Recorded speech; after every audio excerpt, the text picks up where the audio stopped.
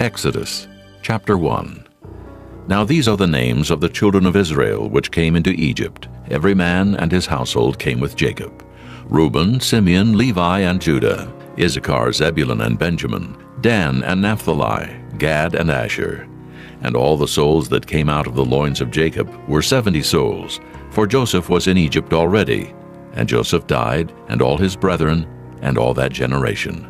And the children of Israel were fruitful and increased abundantly, and multiplied, and waxed exceedingly mighty, and the land was filled with them. Now there arose up a new king over Egypt, which knew not Joseph, and he said unto his people, Behold, the people of the children of Israel are more and mightier than we. Come on, let us deal wisely with them, lest they multiply. And it come to pass, that when there falleth out any war, they join also unto our enemies, and fight against us, and so get them up out of the land. Therefore they did set over them taskmasters to afflict them with their burdens. And they built for Pharaoh treasure cities, Pithom and Ramesses. But the more they afflicted them, the more they multiplied and grew, and they were grieved because of the children of Israel. And the Egyptians made the children of Israel to serve with rigor, and they made their lives bitter with hard bondage, in mortar and in brick, and in all manner of service in the field. All their service wherein they made them serve was with rigor. And the king of Egypt spake to the Hebrew midwives, of which the name of one was Shiphrah, and the name of the other Puah. And he said, When ye do the office of a midwife to the Hebrew women, and see them upon the stools, if it be a son, then ye shall kill him. But if it be a daughter, then she shall live. But the midwives feared God, and did not as the king of Egypt commanded them, but saved the men children alive. And the king of Egypt called for the midwives, and said unto them, Why have ye done this thing, and have saved the men children alive? And the midwives said unto Pharaoh, Because the Hebrew women are not as the Egyptian women, for they are lively, and are delivered ere the midwives come in unto them. Therefore God dealt well with the midwives, and the people multiplied and waxed very mighty. And it came to pass, because the midwives feared God, that he made them houses. And Pharaoh charged all his people, saying, Every son that is born ye shall cast into the river, and every daughter ye shall save alive. Chapter 2. And there went a man of the house of Levi, and took to wife a daughter of Levi. And the woman conceived, and bare a son. And when she saw him that he was a goodly child, she hid him 3 months. And when she could no longer hide him, she took for him an ark of bulrushes, and daubed it with slime and with pitch, and put the child therein. And she laid it in the flags by the river's brink. And his sister stood afar off to wit what would be done to him. And the daughter of Pharaoh came down to wash herself at the river, and her maidens walked along by the river's side. And when she saw the ark among the flags, she sent her maid to fetch it. And when she had opened it, she saw the child, and behold, the babe wept. And she had compassion on him, and said, This is one of the Hebrews' children. Then said his sister to Pharaoh's daughter, Shall I go and call to thee a nurse of the Hebrew women, that she may nurse the child for thee? And Pharaoh's daughter said to her, Go. And the maid went and called the child's mother. And Pharaoh's daughter said unto her, Take this child away, and nurse it for me, and I will give thee thy wages. And the woman took the child and nursed it. And the child grew, and she brought him unto Pharaoh's daughter, and he became her son. And she called his name Moses, and she said, Because I drew him out of the water. And it came to pass in those days, when Moses was grown, that he went out unto his brethren, and looked on their burdens. And he spied an Egyptian smiting an Hebrew, one of his brethren. And he looked this way and that way, and when he saw that there was no man, he slew the Egyptian, and hid him in the sand. And when he went out the second day, behold, 2 men of the Hebrews strove together. And he said to him that did the wrong, Wherefore smitest thou thy fellow? And he said, Who made thee a prince and a judge over us? Intendest thou to kill me as thou killedst the Egyptian? And Moses feared, and said, Surely this thing is known. Now when Pharaoh heard this thing, he sought to slay Moses.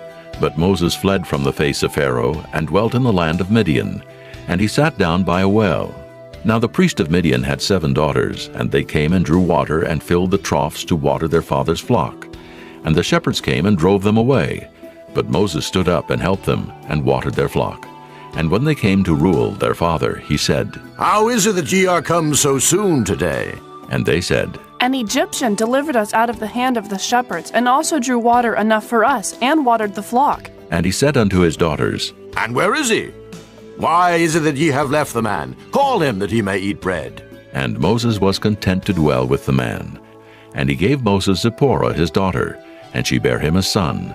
And he called his name Gershon, for he said, I have been a stranger in a strange land. And it came to pass in process of time, that the king of Egypt died, and the children of Israel sighed by reason of the bondage.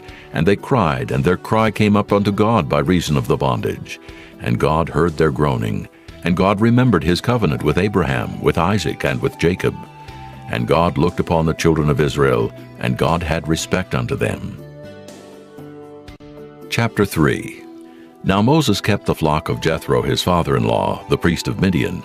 And he led the flock to the backside of the desert, and came to the mountain of God, even to Horeb. And the angel of the Lord appeared unto him in a flame of fire out of the midst of a bush. And he looked, and behold, the bush burned with fire, and the bush was not consumed. And Moses said, I will now turn aside and see this great sight, why the bush is not burnt. And when the Lord saw that he turned aside to see, God called unto him out of the midst of the bush, and said, Moses, Moses. And he said, Here am I. And he said, Draw not nigh hither. Put off thy shoes from off thy feet, for the place whereon thou standest is holy ground. Moreover he said, I am the God of thy father, the God of Abraham, the God of Isaac, and the God of Jacob. And Moses hid his face, for he was afraid to look upon God. And the Lord said, I have surely seen the affliction of my people which are in Egypt, and have heard their cry by reason of their taskmasters. For I know their sorrows, and I am come down to deliver them out of the hand of the Egyptians, and to bring them up out of that land, unto a good land and a large, unto a land flowing with milk and honey, unto the place of the Canaanites, and the Hittites, and the Amorites, and the Perizzites, and the Hivites, and the Jebusites. Now therefore, behold, the cry of the children of Israel is come unto me, and I have also seen the oppression wherewith the Egyptians oppress them. Come now therefore, and I will send thee unto Pharaoh, that thou mayest bring forth my people, the children of Israel, out of Egypt. And Moses said unto God, Who am I, that I should go unto Pharaoh, and that I should bring forth the children of Israel out of Egypt? And he said, Certainly I will be with thee, and this shall be a token unto thee that I have sent thee. When thou hast brought forth the people out of Egypt, ye shall serve God upon this mountain. And Moses said unto God, Behold, when I come unto the children of Israel, and shall say unto them, The God of your fathers hath sent me unto you, and they shall say to me, What is his name? What shall I say unto them? And God said unto Moses, I am that I am. And he said, Thus shalt thou say unto the children of Israel, I am hath sent me unto you. And God said moreover unto Moses, Thus shalt thou say unto the children of Israel, The Lord God of your fathers, the God of Abraham, the God of Isaac, and the God of Jacob hath sent me unto you. This is my name forever, and this is my memorial unto all generations. Go and gather the elders of Israel together, and say unto them, The Lord God of your fathers, the God of Abraham, of Isaac, and of Jacob, appeared unto me, saying, I have surely visited you, and seen that which is done to you in Egypt. And I have said, I will bring you up out of the affliction of Egypt, unto the land of the Canaanites, and the Hittites, and the Amorites, and the Perizzites, and the Hivites, and the Jebusites, unto a land flowing with milk and honey.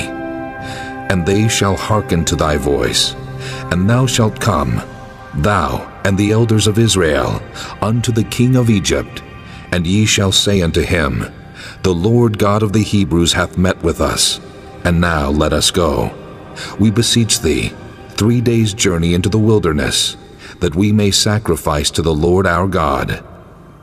And I am sure that the king of Egypt will not let you go, no, not by a mighty hand. And I will stretch out my hand and smite Egypt with all my wonders which I will do in the midst thereof. And after that he will let you go. And I will give this people favor in the sight of the Egyptians. And it shall come to pass that when ye go, ye shall not go empty. But every woman shall borrow of her neighbor, and of her that sojourneth in her house, jewels of silver, and jewels of gold, and raiment. And ye shall put them upon your sons and upon your daughters, and ye shall spoil the Egyptians. Chapter 4. And Moses answered and said, But behold, they will not believe me, nor hearken unto my voice. For they will say, The Lord hath not appeared unto thee. And the Lord said unto him, What is that in thine hand? And he said, A rod. And he said, Cast it on the ground. And he cast it on the ground, and it became a serpent, and Moses fled from before it. And the Lord said unto Moses, Put forth thine hand, and take it by the tail. And he put forth his hand, and caught it, and it became a rod in his hand. That they may believe that the Lord God of their fathers, the God of Abraham, the God of Isaac, and the God of Jacob, hath appeared unto thee. And the Lord said furthermore unto him, Put now thine hand into thy bosom. And he put his hand into his bosom. And when he took it out, behold, his hand was leprous as snow. And he said, Put thine hand into thy bosom again. And he put his hand into his bosom again, and plucked it out of his bosom. And behold, it was turned again as his other flesh. And it shall come to pass, if they will not believe thee, neither hearken to the voice of the first sign, that they will believe the voice of the latter sign. And it shall come to pass, if they will not believe also these two signs, neither hearken unto thy voice, that thou shalt take of the water of the river, and pour it upon the dry land. And the water which thou takest out of the river shall become blood upon the dry land. And Moses said unto the Lord, O my Lord, I am not eloquent, neither heretofore nor since thou hast spoken unto thy servant, but I am slow of speech, and of a slow tongue. And the Lord said unto him, Who hath made man's mouth? Or who maketh the dumb or deaf, or the seen or the blind? Have not I the Lord? Now therefore go, and I will be with thy mouth, and teach thee what thou shalt say. And he said, O my Lord, send, I pray thee, by the hand of him whom thou wilt send.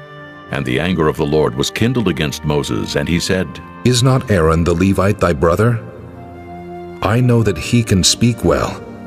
And also, behold, he cometh forth to meet thee, and when he seeth thee, he will be glad in his heart.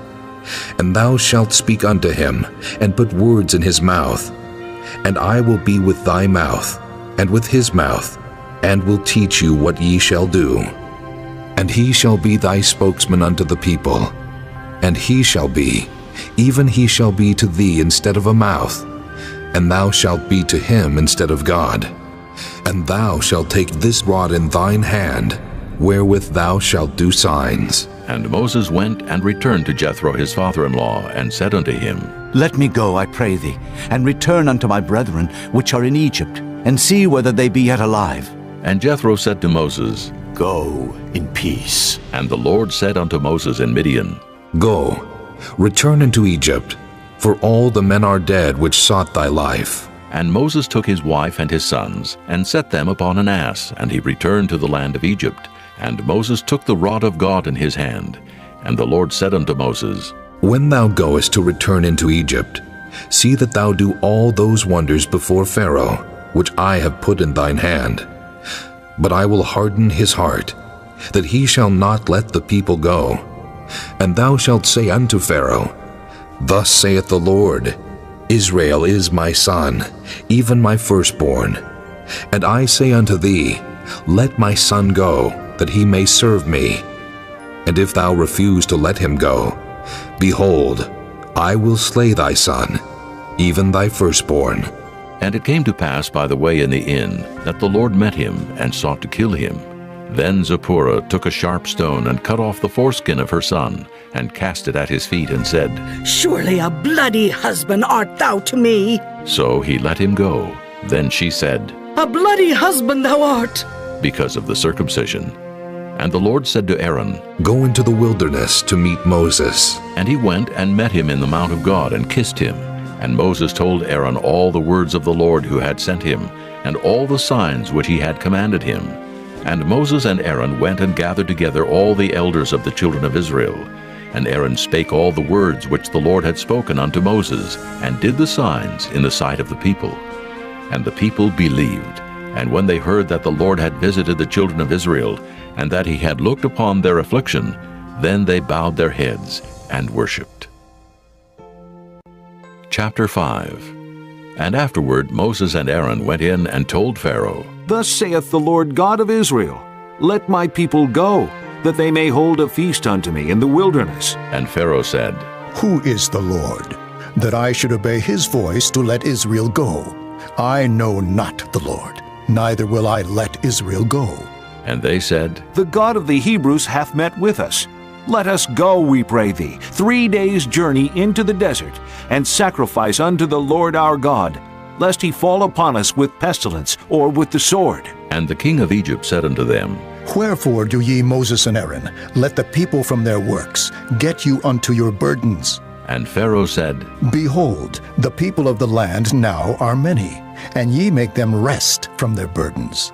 And Pharaoh commanded the same day the taskmasters of the people and their officers, saying, Ye shall no more give the people straw to make brick. As heretofore, let them go and gather straw for themselves. And the tale of the bricks, which they did make heretofore, ye shall lay upon them. Ye shall not diminish aught thereof, for they be idle. Therefore they cry, saying, Let us go and sacrifice to our God. Let there more work be laid upon the men, that they may labor therein, and let them not regard vain words. And the taskmasters of the people went out, and their officers, and they spake to the people, saying, Thus saith Pharaoh, I will not give you straw. Go ye, get you straw where ye can find it, yet not aught of your work shall be diminished. So the people were scattered abroad throughout all the land of Egypt to gather stubble instead of straw. And the taskmasters hasted them, saying, Fulfill your works, your daily tasks, as when there was straw. And the officers of the children of Israel, which Pharaoh's taskmasters had set over them, were beaten and demanded, Wherefore have ye not fulfilled your task in making brick both yesterday and today, as heretofore? Then the officers of the children of Israel came and cried unto Pharaoh, saying, Wherefore dealest thou thus with thy servants? There is no straw given unto thy servants, and they say to us, Make brick. And behold, thy servants are beaten, but the fault is in thine own people. But he said, Ye are idle. Ye are idle. Therefore ye say, Let us go and do sacrifice to the Lord. Go therefore now, and work. For there shall no straw be given you, yet shall ye deliver the tale of bricks. And the officers of the children of Israel did see that they were in evil case after it was said, Ye shall not diminish aught from your bricks of your daily task. And they met Moses and Aaron, who stood in the way as they came forth from Pharaoh. And they said unto them, The Lord look upon you and judge, because ye have made our savor to be abhorred in the eyes of Pharaoh, and in the eyes of his servants to put a sword in their hand to slay us. And Moses returned unto the Lord and said, Lord, wherefore hast thou so evil entreated this people? Why is it that thou hast sent me? For since I came to Pharaoh to speak in thy name, he hath done evil to this people. Neither hast thou delivered thy people at all. Chapter 6. Then the Lord said unto Moses, Now shalt thou see what I will do to Pharaoh. For with a strong hand shall he let them go, and with a strong hand shall he drive them out of his land. And God spake unto Moses and said unto him, I am the Lord, and I appeared unto Abraham, unto Isaac, and unto Jacob by the name of God Almighty. But by my name Jehovah was I not known to them. And I have also established my covenant with them, to give them the land of Canaan, the land of their pilgrimage, wherein they were strangers. And I have also heard the groaning of the children of Israel, whom the Egyptians keep in bondage, and I have remembered my covenant. Wherefore say unto the children of Israel, I am the Lord, and I will bring you out from under the burdens of the Egyptians, and I will rid you out of their bondage, and I will redeem you with a stretched out arm, and with great judgments. And I will take you to me for a people, and I will be to you a God. And ye shall know that I am the Lord your God, which bringeth you out from under the burdens of the Egyptians. And I will bring you in unto the land, concerning the which I did swear to give it to Abraham, to Isaac, and to Jacob. And I will give it you for an heritage. I am the Lord. And Moses spake so unto the children of Israel, but they hearkened not unto Moses for anguish of spirit and for cruel bondage. And the Lord spake unto Moses, saying, Go in, speak unto Pharaoh king of Egypt, that he let the children of Israel go out of his land. And Moses spake before the Lord, saying, Behold, the children of Israel have not hearkened unto me. How then shall Pharaoh hear me, who am of uncircumcised lips? And the Lord spake unto Moses and unto Aaron, and gave them a charge unto the children of Israel, and unto Pharaoh king of Egypt, to bring the children of Israel out of the land of Egypt. These be the heads of their fathers' houses. The sons of Reuben, the firstborn of Israel, Hanok, and Palu, Hezron, and Carmi. These be the families of Reuben. And the sons of Simeon, Jemuel, and Jamin, and Ohad, and Jachin, and Zohar, and Shaul, the son of a Canaanitish woman. These are the families of Simeon. And these are the names of the sons of Levi according to their generations, Gershon, and Kohath, and Merari. And the years of the life of Levi were 137 years. The sons of Gershon, Libni, and Shimei, according to their families. And the sons of Kohath, Amram, and Izhar, and Hebron, and Uzziel. And the years of the life of Kohath were 133 years. And the sons of Merari, Mahali, and Mushi. These are the families of Levi, according to their generations. And Amram took him Jochebed, his father's sister, to wife, and she bare him Aaron and Moses. And the years of the life of Amram were 137 years. And the sons of Izhar, Korah, and Nephig, and Zichri. And the sons of Uzziel, Mishael, and Elzaphan, and Zithri. And Aaron took him Elishubah, daughter of Aminadab, sister of Naashon, to wife. And she bare him Nadab, and Abihu, Eleazar, and Ithamar. And the sons of Korah, Asher, and Elkanah, and Abiasaph. These are the families of the Korhites.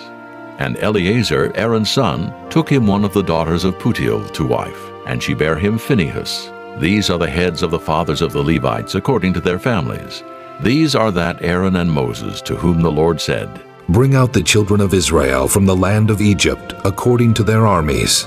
These are they which spake to Pharaoh king of Egypt, to bring out the children of Israel from Egypt. These are that Moses and Aaron. And it came to pass on the day when the Lord spake unto Moses in the land of Egypt, that the Lord spake unto Moses, saying, I am the Lord. Speak thou unto Pharaoh king of Egypt all that I say unto thee. And Moses said before the Lord, Behold, I am of uncircumcised lips, and how shall Pharaoh hearken unto me? Chapter 7. And the Lord said unto Moses, See, I have made thee a god to Pharaoh, and Aaron thy brother shall be thy prophet.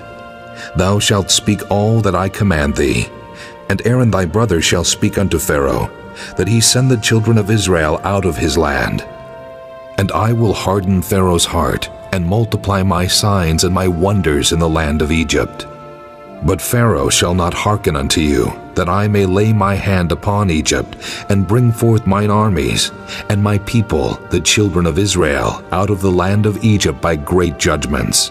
And the Egyptians shall know that I am the Lord, when I stretch forth mine hand upon Egypt, and bring out the children of Israel from among them. And Moses and Aaron did as the Lord commanded them, so did they. And Moses was 80 years old, and Aaron 83 years old, when they spake unto Pharaoh. And the Lord spake unto Moses and unto Aaron, saying, When Pharaoh shall speak unto you, saying, Show a miracle for you, then thou shalt say unto Aaron, Take thy rod, and cast it before Pharaoh, and it shall become a serpent. And Moses and Aaron went in unto Pharaoh, and they did so as the Lord had commanded. And Aaron cast down his rod before Pharaoh, and before his servants, and it became a serpent. Then Pharaoh also called the wise men and the sorcerers. Now the magicians of Egypt, they also did in like manner with their enchantments. For they cast down every man his rod, and they became serpents. But Aaron's rod swallowed up their rods. And he hardened Pharaoh's heart, that he hearkened not unto them, as the Lord had said. And the Lord said unto Moses, Pharaoh's heart is hardened. he refuseth to let the people go. Get thee unto Pharaoh in the morning. Lo, he goeth out unto the water. And thou shalt stand by the river's brink against Hecom. And the rod which was turned to a serpent shalt thou take in thine hand. And thou shalt say unto him, The Lord God of the Hebrews hath sent me unto thee, saying, Let my people go, that they may serve me in the wilderness. And behold, hitherto thou wouldest not hear. Thus saith the Lord, In this thou shalt know that I am the Lord. Behold, I will smite with the rod that is in mine hand upon the waters which are in the river, and they shall be turned to blood.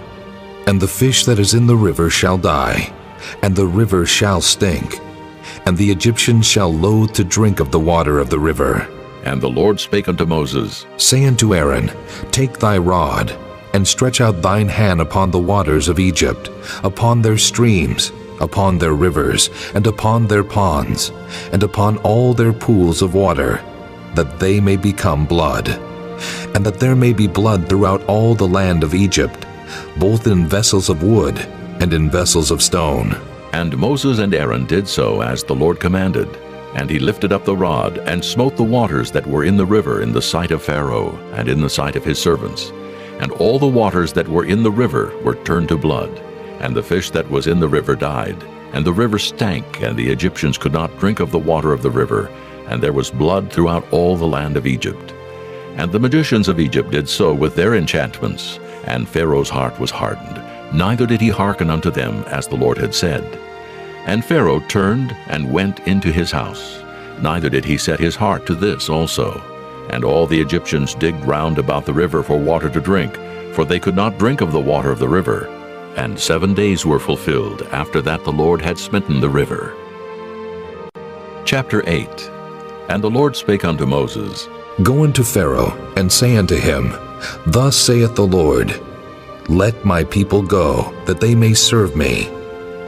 And if thou refuse to let them go, behold, I will smite all thy borders with frogs, and the river shall bring forth frogs abundantly, which shall go up and come into thine house, and into thy bedchamber, and upon thy bed, and into the house of thy servants, and upon thy people, and into thine ovens, and into thy kneading troughs. And the frogs shall come up both on thee, and upon thy people, and upon all thy servants.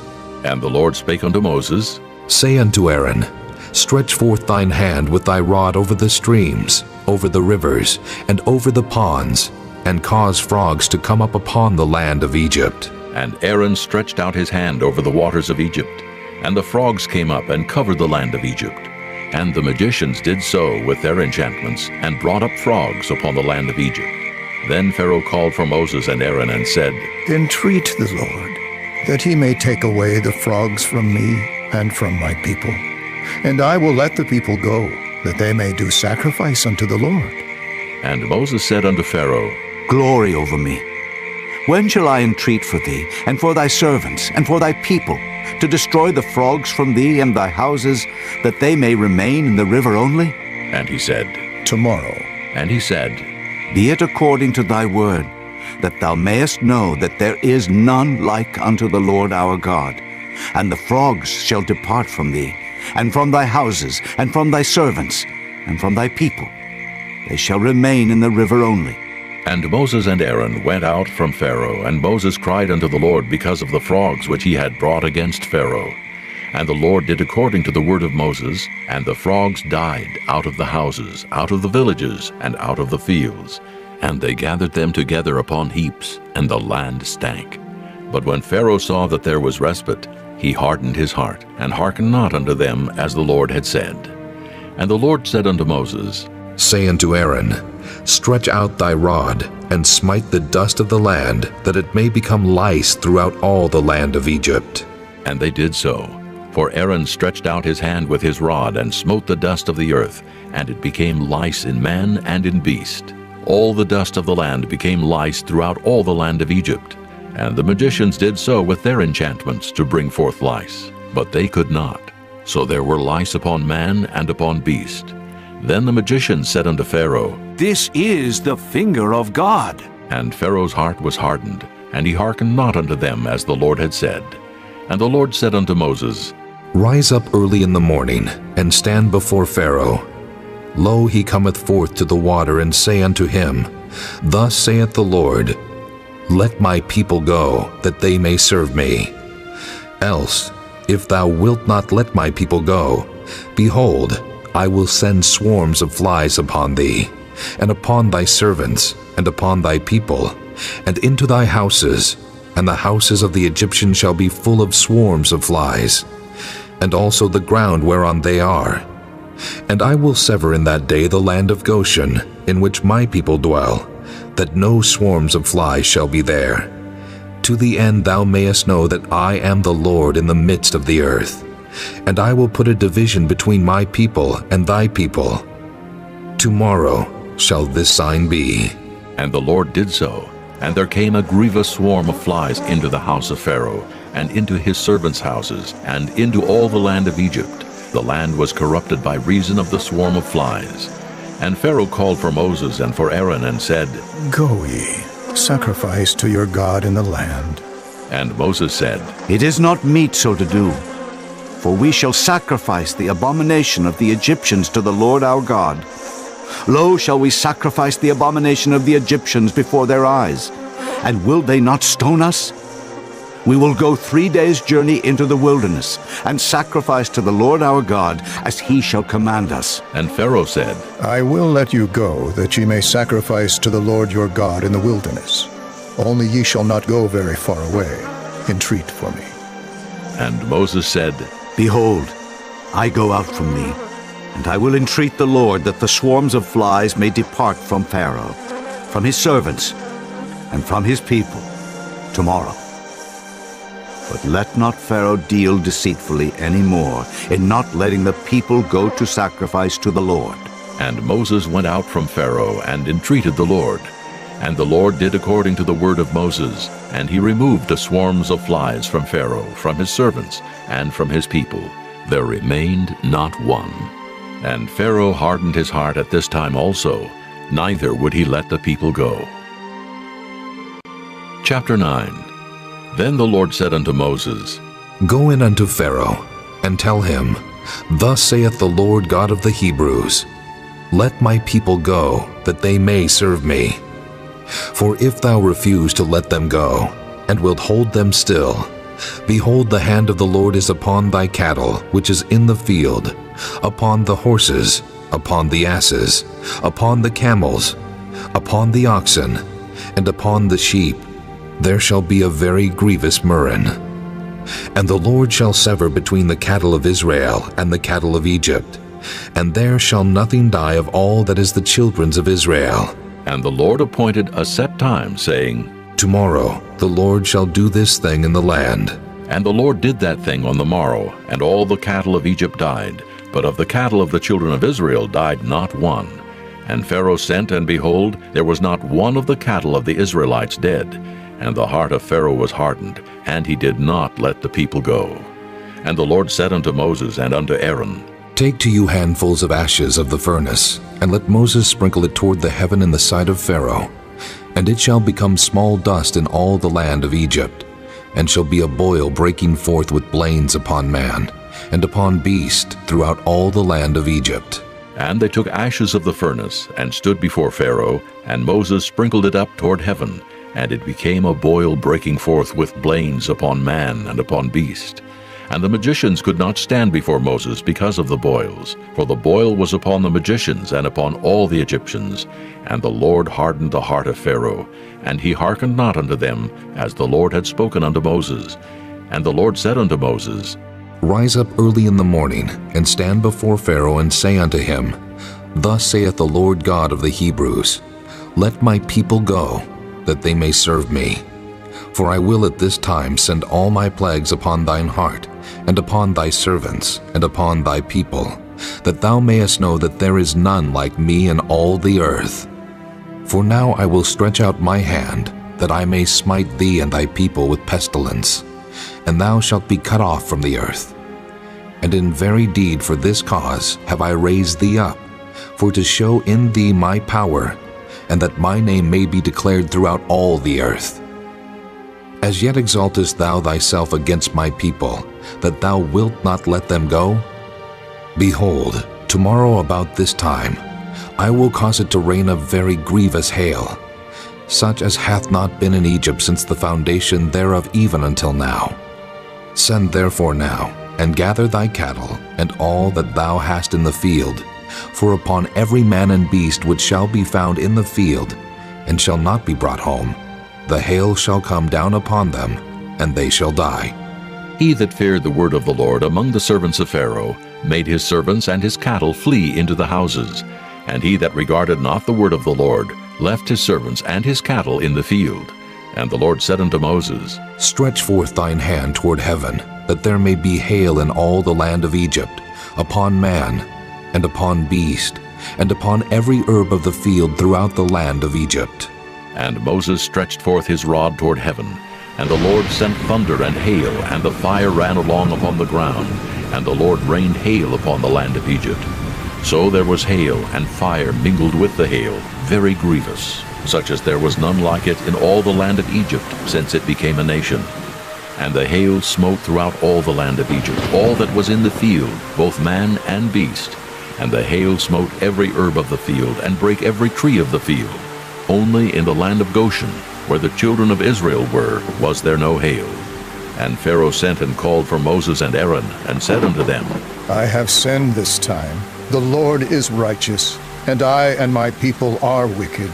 Entreat the Lord, for it is enough, that there be no more mighty thunderings and hail, and I will let you go, and ye shall stay no longer. And Moses said unto him, As soon as I am gone out of the city, I will spread abroad my hands unto the Lord, and the thunder shall cease, neither shall there be any more hail, that thou mayest know how that the earth is the Lord's. But as for thee and thy servants, I know that ye will not yet fear the Lord God. And the flax and the barley was smitten, for the barley was in the ear, and the flax was bold. But the wheat and the rye were not smitten, for they were not grown up. And Moses went out of the city from Pharaoh, and spread abroad his hands unto the Lord. And the thunders and hail ceased, and the rain was not poured upon the earth. And when Pharaoh saw that the rain and the hail and the thunders were ceased, he sinned yet more, and hardened his heart, he and his servants. And the heart of Pharaoh was hardened, neither would he let the children of Israel go, as the Lord had spoken by Moses. Chapter 10. And the Lord said unto Moses, Go in unto Pharaoh, for I have hardened his heart and the heart of his servants, that I might show these my signs before him, and that thou mayest tell in the ears of thy son, and of thy son's son, what things I have wrought in Egypt, and my signs which I have done among them, that ye may know how that I am the Lord. And Moses and Aaron came in unto Pharaoh, and said unto him, Thus saith the Lord God of the Hebrews, How long wilt thou refuse to humble thyself before me? Let my people go, that they may serve me. Else, if thou refuse to let my people go, behold, tomorrow will I bring the locusts into thy coast, and they shall cover the face of the earth, that one cannot be able to see the earth. And they shall eat the residue of that which is escaped, which remaineth unto you from the hail, and shall eat every tree which groweth for you out of the field. And they shall fill thy houses, and the houses of all thy servants, and the houses of all the Egyptians, which neither thy fathers nor thy fathers' fathers have seen, since the day that they were upon the earth unto this day. And he turned himself, and went out from Pharaoh. And Pharaoh's servants said unto him, How long shall this man be a snare unto us? Let the men go, that they may serve the Lord their God. Knowest thou not yet that Egypt is destroyed? And Moses and Aaron were brought again unto Pharaoh, and he said unto them, Go, serve the Lord your God. But who are they that shall go? And Moses said, We will go with our young and with our old, with our sons and with our daughters, with our flocks and with our herds will we go. For we must hold a feast unto the Lord. And he said unto them, Let the Lord be so with you, as I will let you go, and your little ones. Look to it, for evil is before you.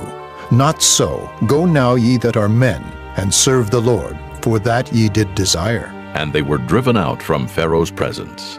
And the Lord said unto Moses, Stretch out thine hand over the land of Egypt for the locusts, that they may come up upon the land of Egypt, and eat every herb of the land, even all that the hail hath left. And Moses stretched forth his rod over the land of Egypt. And the Lord brought an east wind upon the land all that day and all that night. And when it was morning, the east wind brought the locusts.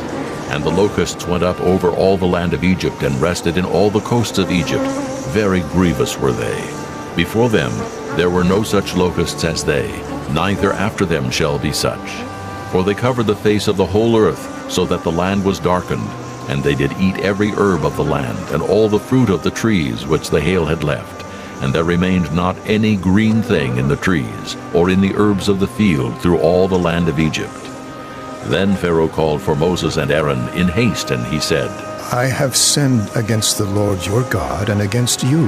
Now therefore forgive, I pray thee, my sin only this once, and entreat the Lord your God that he may take away from me this death only. And he went out from Pharaoh and entreated the Lord. And the Lord turned a mighty strong west wind, which took away the locusts and cast them into the Red Sea. There remained not one locust in all the coasts of Egypt. But the Lord hardened Pharaoh's heart, so that he would not let the children of Israel go.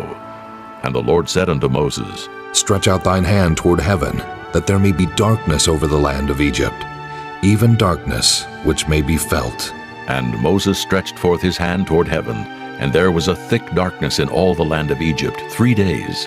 They saw not one another, neither rose any from his place for 3 days, but all the children of Israel had light in their dwellings.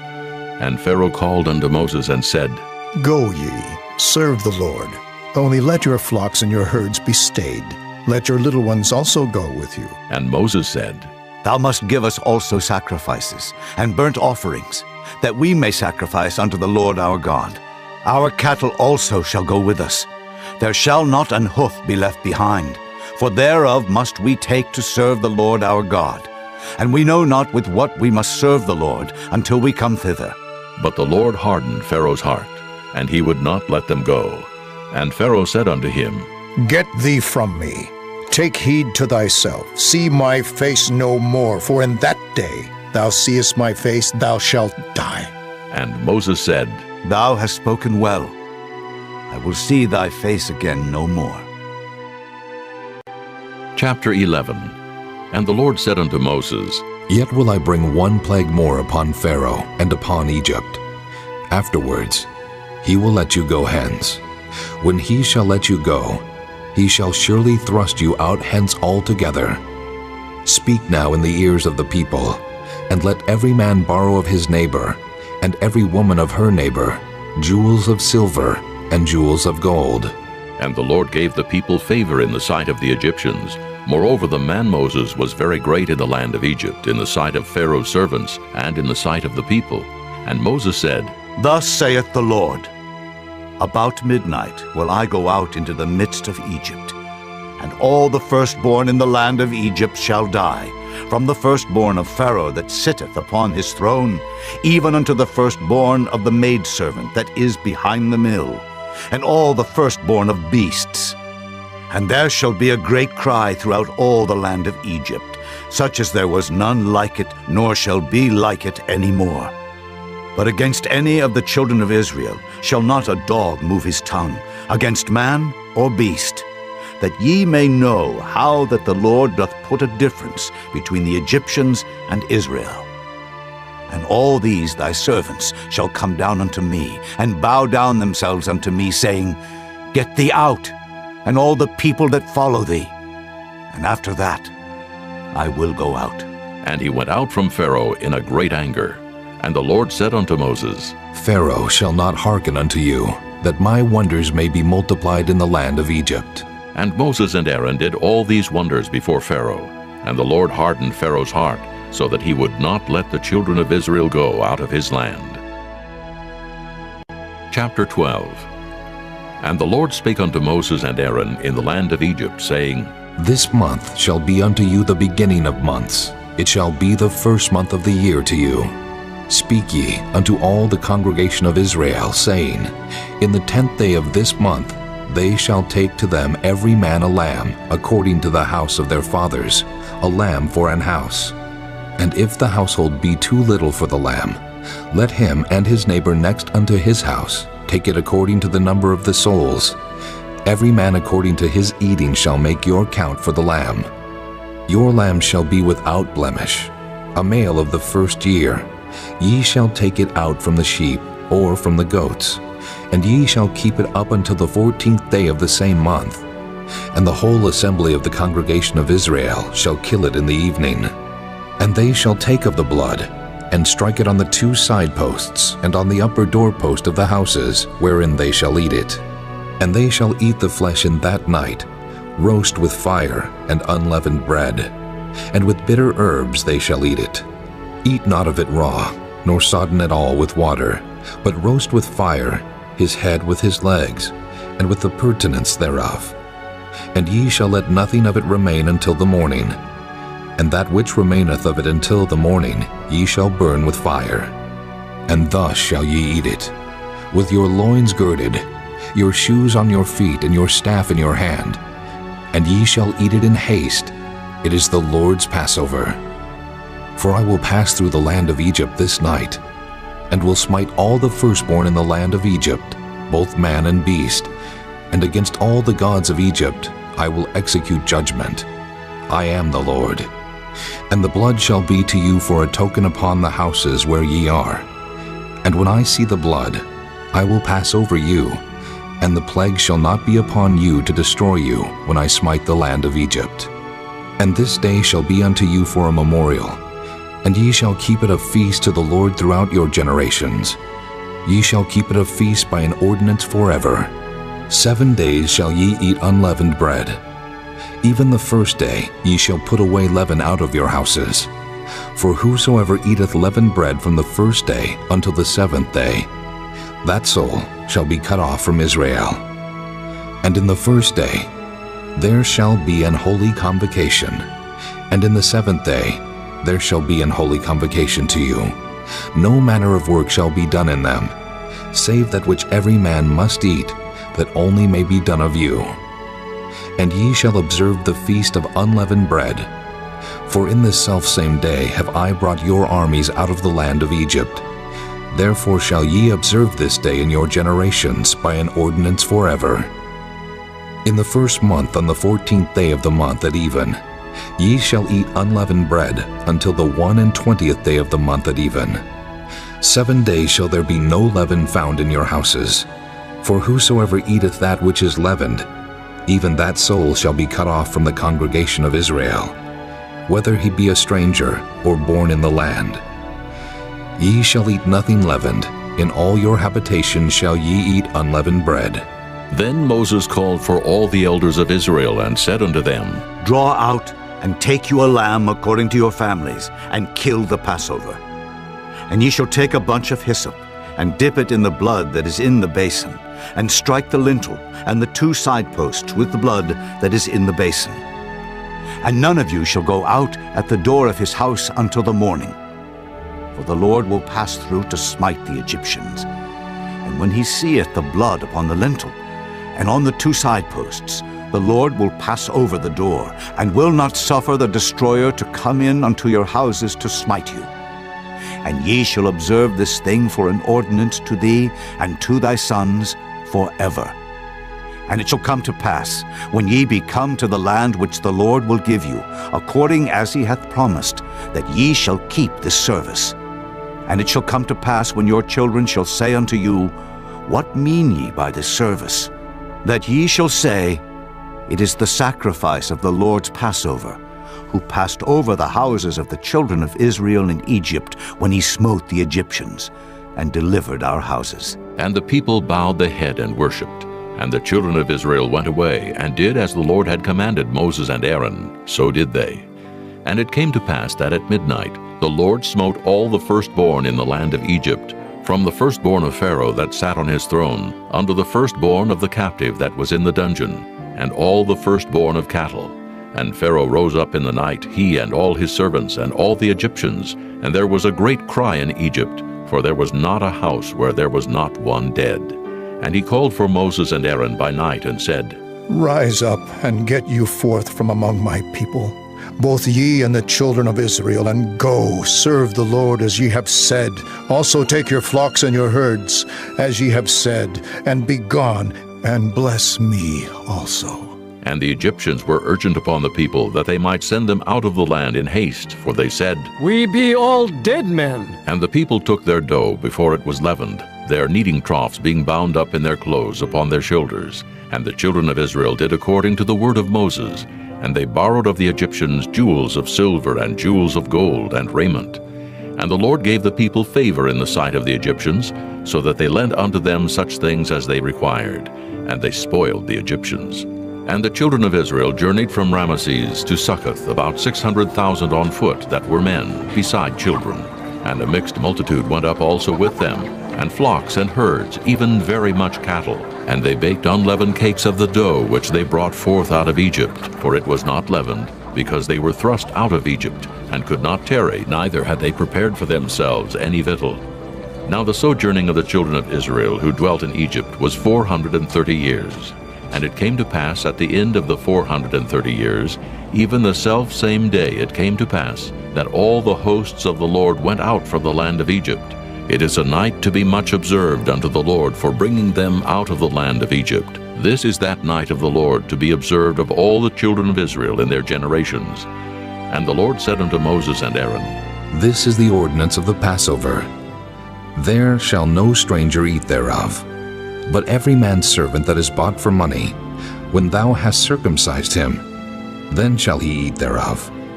A foreigner and an hired servant shall not eat thereof.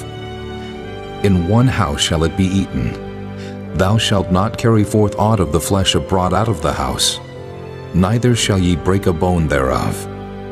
All the congregation of Israel shall keep it. And when a stranger shall sojourn with thee, and will keep the Passover to the Lord, let all his males be circumcised, and then let him come near and keep it.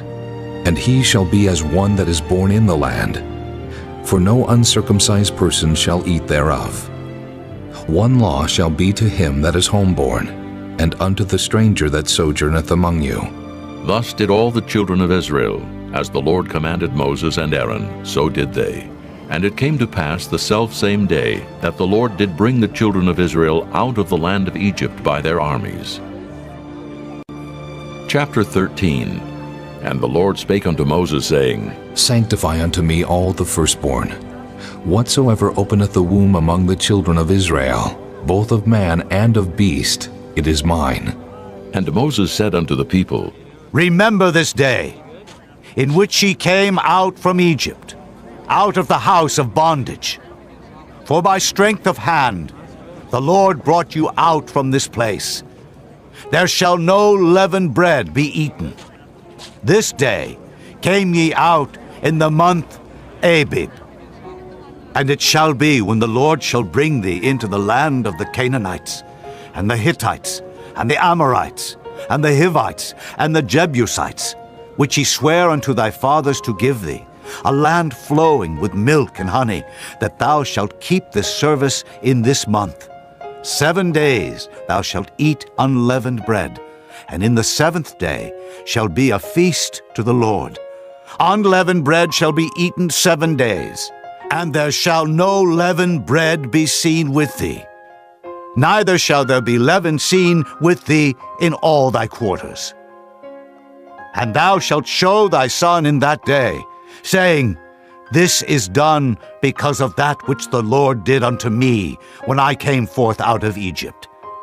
And it shall be for a sign unto thee upon thine hand, and for a memorial between thine eyes, that the Lord's law may be in thy mouth. For with a strong hand hath the Lord brought thee out of Egypt. Thou shalt therefore keep this ordinance in his season from year to year. And it shall be, when the Lord shall bring thee into the land of the Canaanites, as he sware unto thee and to thy fathers, and shall give it thee, that thou shalt set apart unto the Lord all that openeth the matrix, and every firstling that cometh of a beast which thou hast, the males shall be the Lord's. And every firstling of an ass thou shalt redeem with a lamb. And if thou wilt not redeem it, then thou shalt break his neck. And all the firstborn of man among thy children shalt thou redeem. And it shall be when thy son asketh thee in time to come, saying, What is this? That thou shalt say unto him, By strength of hand the Lord brought us out from Egypt, from the house of bondage. And it came to pass, when Pharaoh would hardly let us go, that the Lord slew all the firstborn in the land of Egypt, both the firstborn of man and the firstborn of beast. Therefore I sacrifice to the Lord all that openeth the matrix, being males, but all the firstborn of my children I redeem. And it shall be for a token upon thine hand, and for frontlets between thine eyes, for by strength of hand the Lord brought us forth out of Egypt. And it came to pass, when Pharaoh had let the people go, that God led them not through the way of the land of the Philistines, although that was near. For God said, Lest peradventure the people repent when they see war, and they return to Egypt. But God led the people about through the way of the wilderness of the Red Sea. And the children of Israel went up harnessed out of the land of Egypt. And Moses took the bones of Joseph with him, for he had straitly sworn the children of Israel, saying, God will surely visit you, and ye shall carry up my bones away hence with you. And they took their journey from Succoth, and encamped in Etham in the edge of the wilderness.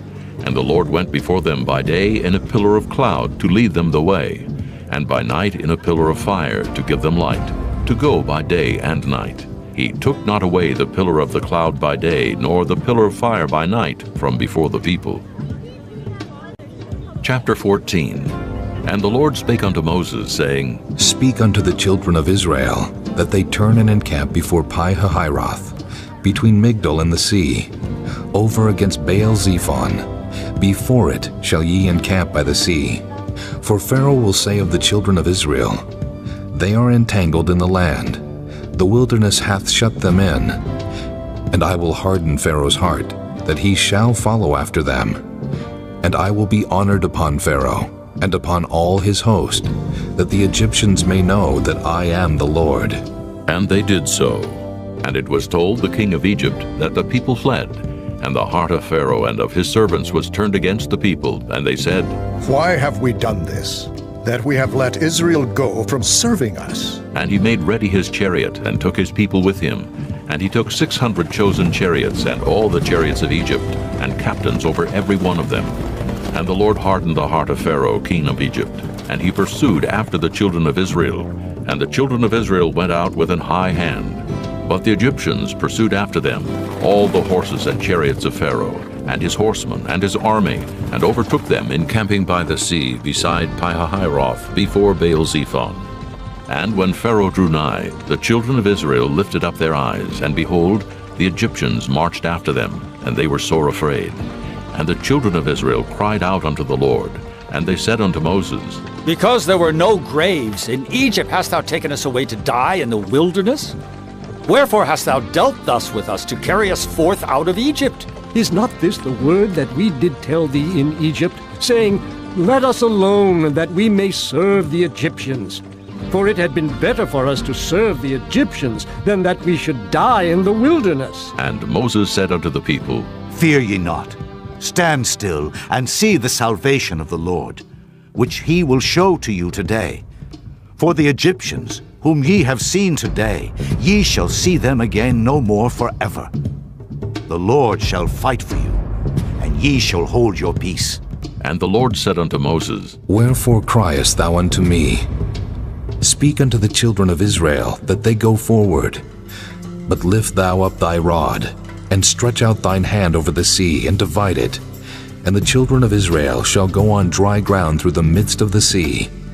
And behold, I will harden the hearts of the Egyptians, and they shall follow them. And I will get me honor upon Pharaoh, and upon all his host, upon his chariots, and upon his horsemen.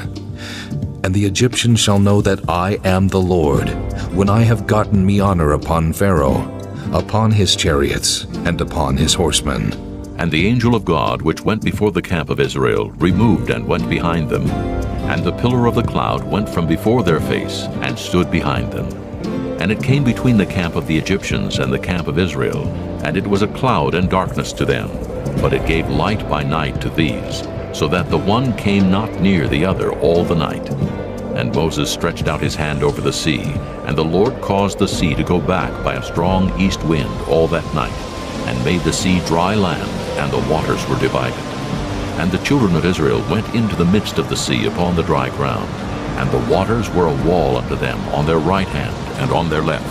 And the Egyptians pursued, and went in after them to the midst of the sea, even all Pharaoh's horses, his chariots, and his horsemen. And it came to pass that in the morning watch the Lord looked unto the host of the Egyptians through the pillar of fire and of the cloud, and troubled the host of the Egyptians, and took off their chariot wheels, that they drave them heavily, so that the Egyptians said, Let us flee from the face of Israel, for the Lord fighteth for them against the Egyptians. And the Lord said unto Moses, Stretch out thine hand over the sea, that the waters may come again upon the Egyptians, upon their chariots, and upon their horsemen. And Moses stretched forth his hand over the sea, and the sea returned to his strength when the morning appeared. And the Egyptians fled against it, and the Lord overthrew the Egyptians in the midst of the sea.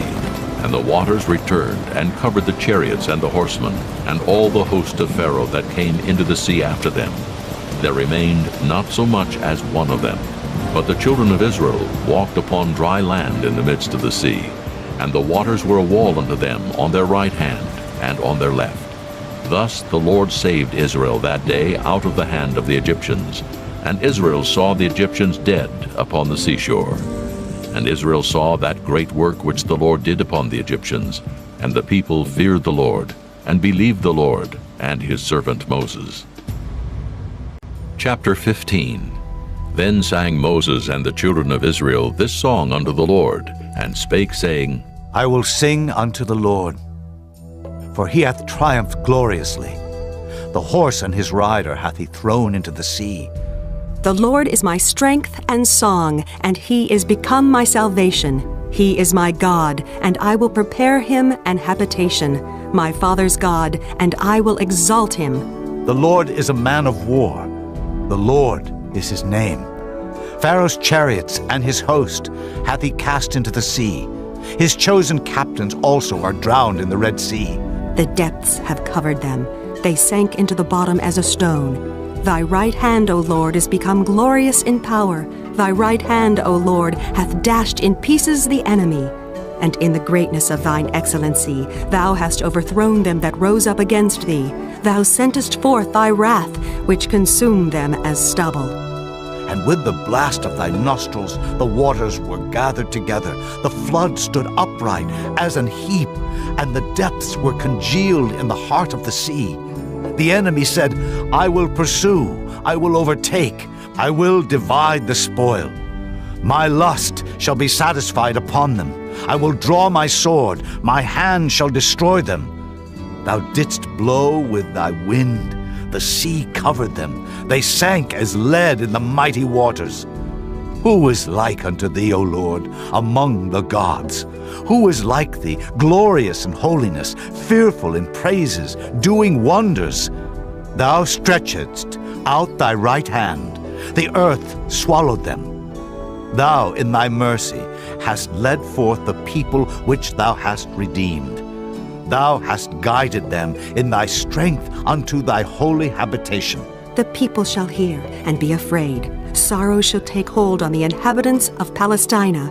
Then the dukes of Edom shall be amazed. The mighty men of Moab, trembling, shall take hold upon them. All the inhabitants of Canaan shall melt away. Fear and dread shall fall upon them. By the greatness of thine arm they shall be as still as a stone, till thy people pass over, O Lord, till the people pass over which thou hast purchased. Thou shalt bring them in, and plant them in the mountain of thine inheritance, in the place, O Lord, which thou hast made for thee to dwell in the sanctuary, O Lord, which thy hands have established. The Lord shall reign forever and ever. For the horse of Pharaoh went in with his chariots and with his horsemen into the sea, And the Lord brought again the waters of the sea upon them. But the children of Israel went on dry land in the midst of the sea. And Miriam the prophetess, the sister of Aaron, took a timbrel in her hand, and all the women went out after her with timbrels and with dances.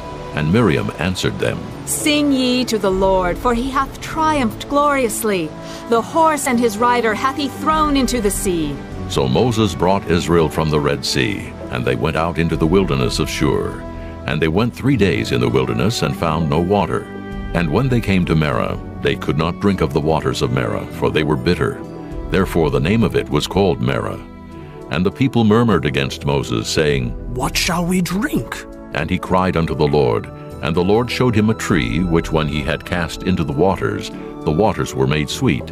There he made for them a statute and an ordinance, and there he proved them, and said, If thou wilt diligently hearken to the voice of the Lord thy God, and wilt do that which is right in his sight, and wilt give ear to his commandments, and keep all his statutes, I will put none of these diseases upon thee, which I have brought upon the Egyptians. For I am the Lord that healeth thee. And they came to Elim, where were 12 wells of water, and 70 palm trees, and they encamped there by the waters. Chapter 16. And they took their journey from Elim, and all the congregation of the children of Israel came unto the wilderness of Sin, which is between Elim and Sinai, on the 15th day of the 2nd month, after their departing out of the land of Egypt. And the whole congregation of the children of Israel murmured against Moses and Aaron in the wilderness. And the children of Israel said unto them, Would to God we had died by the hand of the Lord in the land of Egypt, when we sat by the flesh pots, and when we did eat bread to the full. For ye have brought us forth into this wilderness, to kill this whole assembly with hunger. Then said the Lord unto Moses, Behold, I will rain bread from heaven for you. And the people shall go out and gather a certain rate every day, that I may prove them whether they will walk in my law or no. And it shall come to pass, that on the 6th day they shall prepare that which they bring in, and it shall be twice as much as they gather daily. And Moses and Aaron said unto all the children of Israel, At even, then ye shall know that the Lord hath brought you out from the land of Egypt. And in the morning, then ye shall see the glory of the Lord, for that he heareth your murmurings against the Lord. And what are we, that ye murmur against us? And Moses said, This shall be, when the Lord shall give you in the evening flesh to eat, and in the morning bread to the full. For that the Lord heareth your murmurings, which ye murmur against him. And what are we? Your murmurings are not against us, but against the Lord. And Moses spake unto Aaron, Say unto all the congregation of the children of Israel, Come near before the Lord, for he hath heard your murmurings. And it came to pass, as Aaron spake unto the whole congregation of the children of Israel, that they looked toward the wilderness, and behold, the glory of the Lord appeared in the cloud. And the Lord spake unto Moses, saying, I have heard the murmurings of the children of Israel. Speak unto them, saying, At even ye shall eat flesh, and in the morning ye shall be filled with bread, and ye shall know that I am the Lord your God. And it came to pass that at even the quails came up and covered the camp, and in the morning the dew lay round about the host. And when the dew that lay was gone up, behold, upon the face of the wilderness there lay a small round thing, as small as the hoarfrost on the ground. And when the children of Israel saw it, they said one to another, It is manna. For they wist not what it was. And Moses said unto them, This is the bread which the Lord hath given you to eat. This is the thing which the Lord hath commanded. Gather of it every man according to his eating, an omer for every man according to the number of your persons. Take ye every man for them which are in his tents. And the children of Israel did so, and gathered some more, some less. And when they did meet it with an omer, he that gathered much had nothing over, and he that gathered little had no lack. They gathered every man according to his eating. And Moses said, Let no man leave of it till the morning. Notwithstanding, they hearkened not unto Moses, but some of them left of it until the morning, and it bred worms, and stank. And Moses was wroth with them. And they gathered it every morning, every man according to his eating, and when the sun waxed hot, it melted. And it came to pass that on the 6th day they gathered twice as much bread, 2 omers for 1 man. And all the rulers of the congregation came and told Moses, and he said unto them, This is that which the Lord hath said. Tomorrow is the rest of the holy Sabbath unto the Lord. Bake that which ye will bake today, and seethe that ye will seethe, and that which remaineth over lay up for you to be kept until the morning. And they laid it up till the morning, as Moses bade. And it did not stink, neither was there any worm therein. And Moses said, Eat that today, for today is a Sabbath unto the Lord. Today ye shall not find it in the field. 6 days ye shall gather it, but on the 7th day, which is the Sabbath, in it there shall be none. And it came to pass that there went out some of the people on the 7th day for to gather, and they found none. And the Lord said unto Moses, How long refuse ye to keep my commandments and my laws? See, for that the Lord hath given you the Sabbath. Therefore he giveth you on the 6th day the bread of 2 days. Abide ye every man in his place. Let no man go out of his place on the 7th day. So the people rested on the 7th day. And the house of Israel called the name thereof manna, and it was like coriander seed, white, and the taste of it was like wafers made with honey. And Moses said, This is the thing which the Lord commandeth. Fill an omer of it, to be kept for your generations, that they may see the bread wherewith I have fed you in the wilderness, when I brought you forth from the land of Egypt. And Moses said unto Aaron, Take a pot and put an omer full of manna therein, and lay it up before the Lord, to be kept for your generations. As the Lord commanded Moses, so Aaron laid it up before the testimony to be kept. And the children of Israel did eat manna 40 years, until they came to a land inhabited. They did eat manna until they came unto the borders of the land of Canaan. Now an omer is the 10th part of an ephah.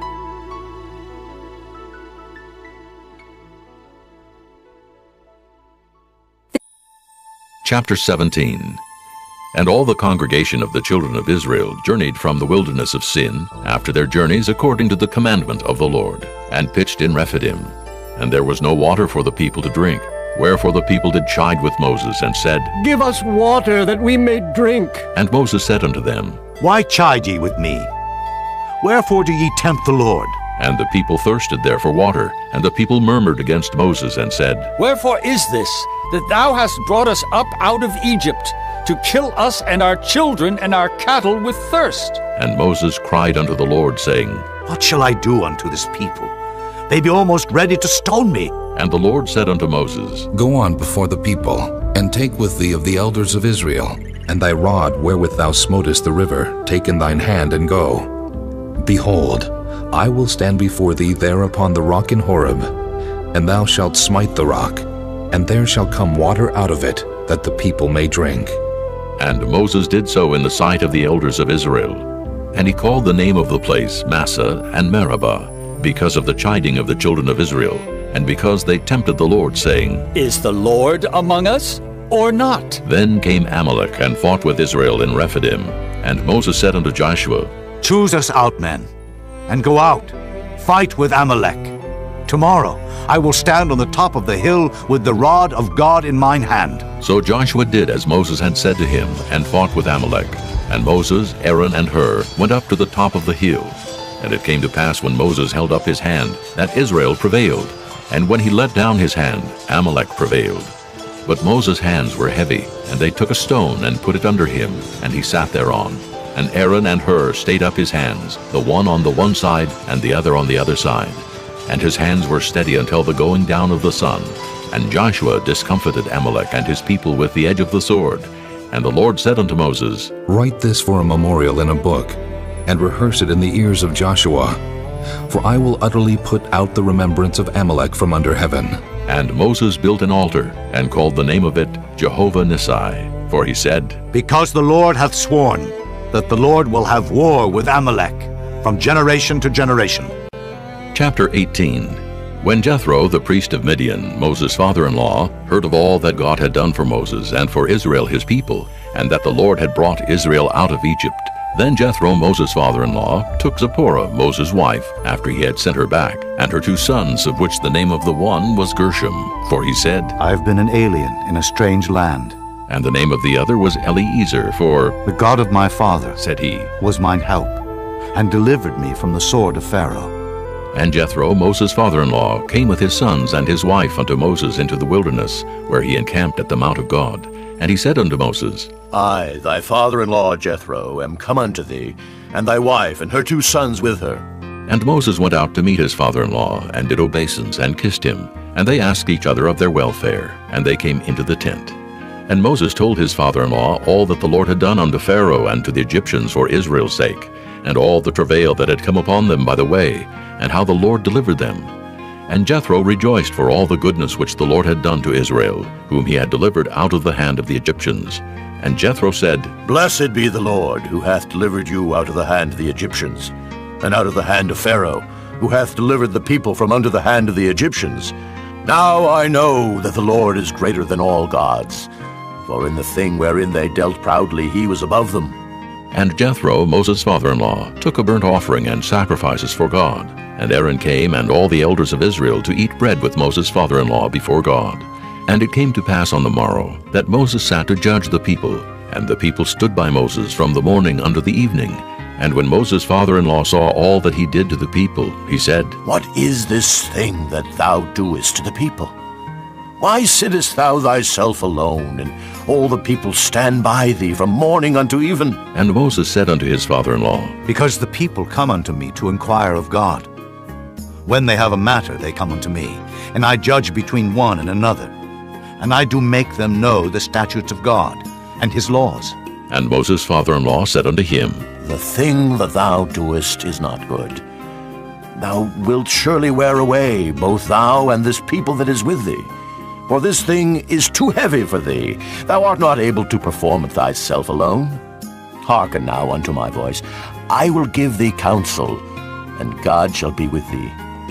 Be thou for the people to Godward, that thou mayest bring the causes unto God.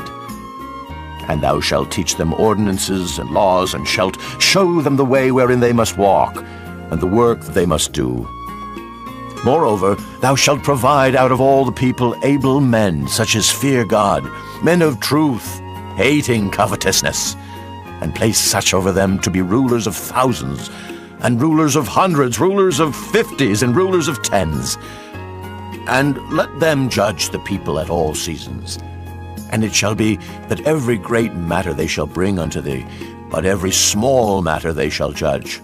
So shall it be easier for thyself, and they shall bear the burden with thee.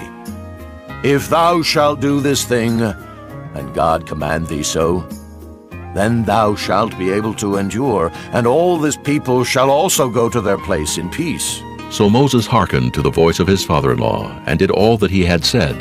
And Moses chose able men out of all Israel, and made them heads over the people, rulers of thousands, rulers of hundreds, rulers of 50s, and rulers of 10s. And they judged the people at all seasons. The hard causes they brought unto Moses, but every small matter they judged themselves. And Moses let his father-in-law depart, and he went his way into his own land. Chapter 19. In the 3rd month, when the children of Israel were gone forth out of the land of Egypt, the same day came they into the wilderness of Sinai, for they were departed from Rephidim, and were come to the desert of Sinai, and had pitched in the wilderness. And there Israel camped before the mount. And Moses went up unto God, and the Lord called unto him out of the mountain, saying, Thus shalt thou say to the house of Jacob, and tell the children of Israel, Ye have seen what I did unto the Egyptians, and how I bare you on eagle's wings, and brought you unto myself. Now therefore, if ye will obey my voice indeed, and keep my covenant, then ye shall be a peculiar treasure unto me above all people. For all the earth is mine, and ye shall be unto me a kingdom of priests, and an holy nation. These are the words which thou shalt speak unto the children of Israel. And Moses came and called for the elders of the people, and laid before their faces all these words which the Lord commanded him. And all the people answered together and said, All that the Lord hath spoken we will do. And Moses returned the words of the people unto the Lord. And the Lord said unto Moses, Lo, I come unto thee in a thick cloud, that the people may hear when I speak with thee, and believe thee forever. And Moses told the words of the people unto the Lord. And the Lord said unto Moses, Go unto the people, and sanctify them today and tomorrow, and let them wash their clothes, and be ready against the third day. For the third day the Lord will come down in the sight of all the people upon Mount Sinai. And thou shalt set bounds unto the people round about, saying, Take heed to yourselves, that ye go not up into the mount, or touch the border of it. Whosoever toucheth the mount shall be surely put to death. There shall not an hand touch it, but he shall surely be stoned or shot through. Whether it be beast or man, it shall not live. When the trumpet soundeth long, they shall come up to the mount. And Moses went down from the mount unto the people, and sanctified the people, and they washed their clothes. And he said unto the people, Be ready against the third day. Come not at your wives. And it came to pass on the third day in the morning, that there were thunders and lightnings, and a thick cloud upon the mount, and the voice of the trumpet exceeding loud, so that all the people that was in the camp trembled. And Moses brought forth the people out of the camp to meet with God, and they stood at the nether part of the mount. And Mount Sinai was altogether on a smoke, because the Lord descended upon it in fire, and the smoke thereof ascended as the smoke of a furnace, and the whole mount quaked greatly. And when the voice of the trumpet sounded long, and waxed louder and louder, Moses spake, and God answered him by a voice. And the Lord came down upon Mount Sinai, on the top of the mount, and the Lord called Moses up to the top of the mount. And Moses went up, and the Lord said unto Moses, Go down, charge the people lest they break through unto the Lord to gaze, and many of them perish. And let the priests also, which come near to the Lord, sanctify themselves, lest the Lord break forth upon them. And Moses said unto the Lord, The people cannot come up to Mount Sinai, for thou chargest us, saying, Set bounds about the mount, and sanctify it. And the Lord said unto him, Away, get thee down, and thou shalt come up, thou and Aaron with thee. But let not the priests and the people break through to come up unto the Lord, lest he break forth upon them. So Moses went down unto the people, and spake unto them. Chapter 20. And God spake all these words, saying, I am the Lord thy God, which have brought thee out of the land of Egypt, out of the house of bondage. Thou shalt have no other gods before me. Thou shalt not make unto thee any graven image, or any likeness of anything that is in heaven above, or that is in the earth beneath, or that is in the water under the earth. Thou shalt not bow down thyself to them, nor serve them. For I, the Lord thy God, am a jealous God, visiting the iniquity of the fathers upon the children unto the third and fourth generation of them that hate me, and showing mercy unto thousands of them that love me, and keep my commandments. Thou shalt not take the name of the Lord thy God in vain, for the Lord will not hold him guiltless that taketh his name in vain. Remember the Sabbath day to keep it holy. 6 days shalt thou labor and do all thy work, but the seventh day is the Sabbath of the Lord thy God. In it thou shalt not do any work, thou, nor thy son, nor thy daughter, thy manservant, nor thy maidservant, nor thy cattle, nor thy stranger that is within thy gates. For in 6 days the Lord made heaven and earth, the sea, and all that in them is, and rested the seventh day.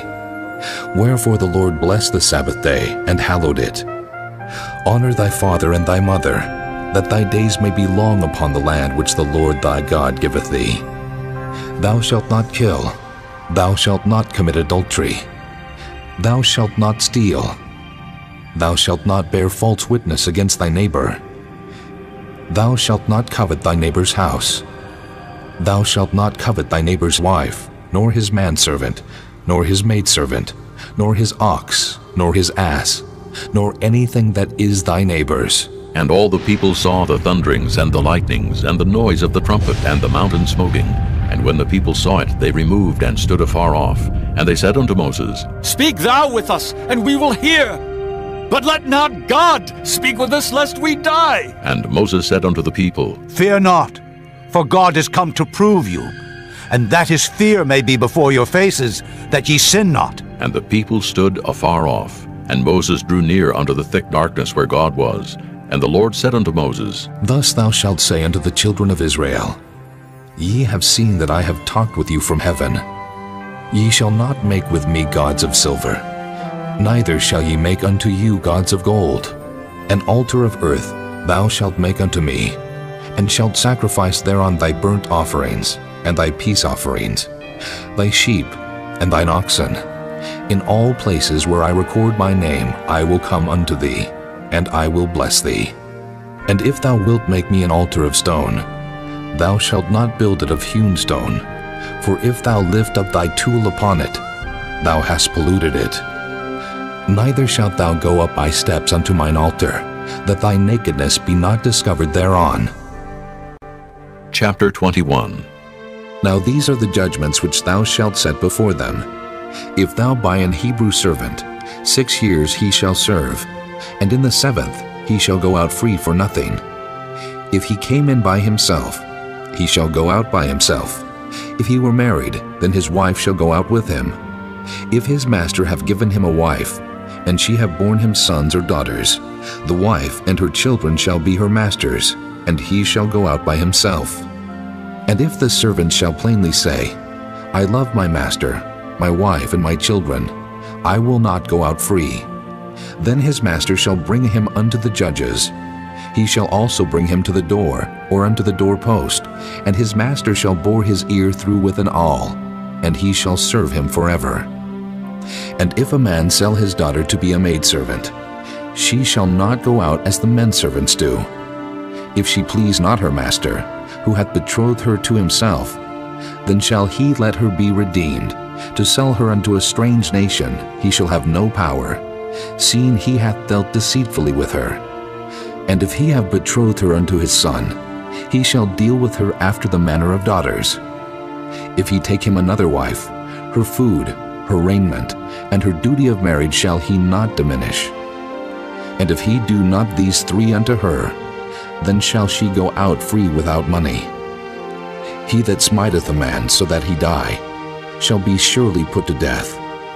And if a man lie not in wait, but God deliver him into his hand, then I will appoint thee a place whither he shall flee.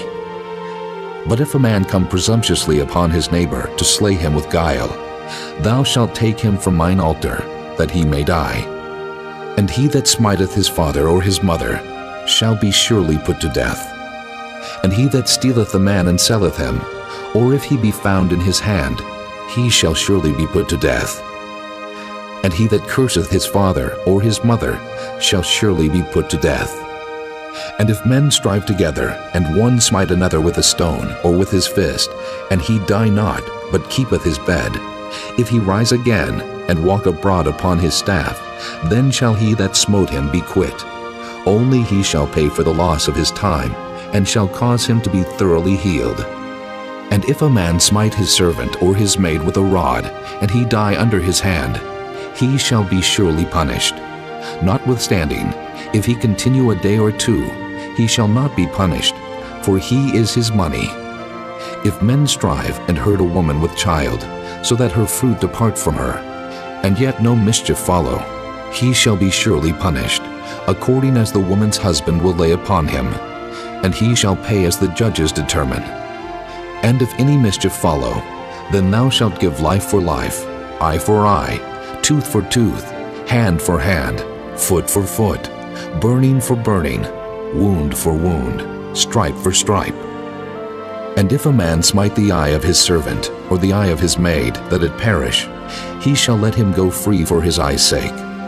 And if he smite out his manservant's tooth, or his maidservant's tooth, he shall let him go free for his tooth's sake. If an ox gore a man or a woman, that they die, then the ox shall be surely stoned, and his flesh shall not be eaten, but the owner of the ox shall be quit.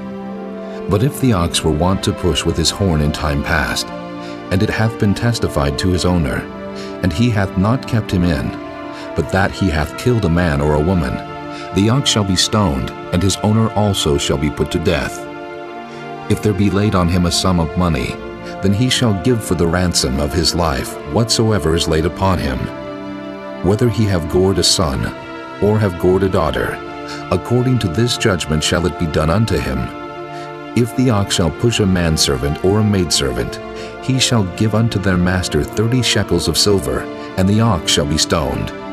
And if a man shall open a pit, or if a man shall dig a pit, and not cover it, and an ox or an ass fall therein, the owner of the pit shall make it good, and give money unto the owner of them, and the dead beast shall be his.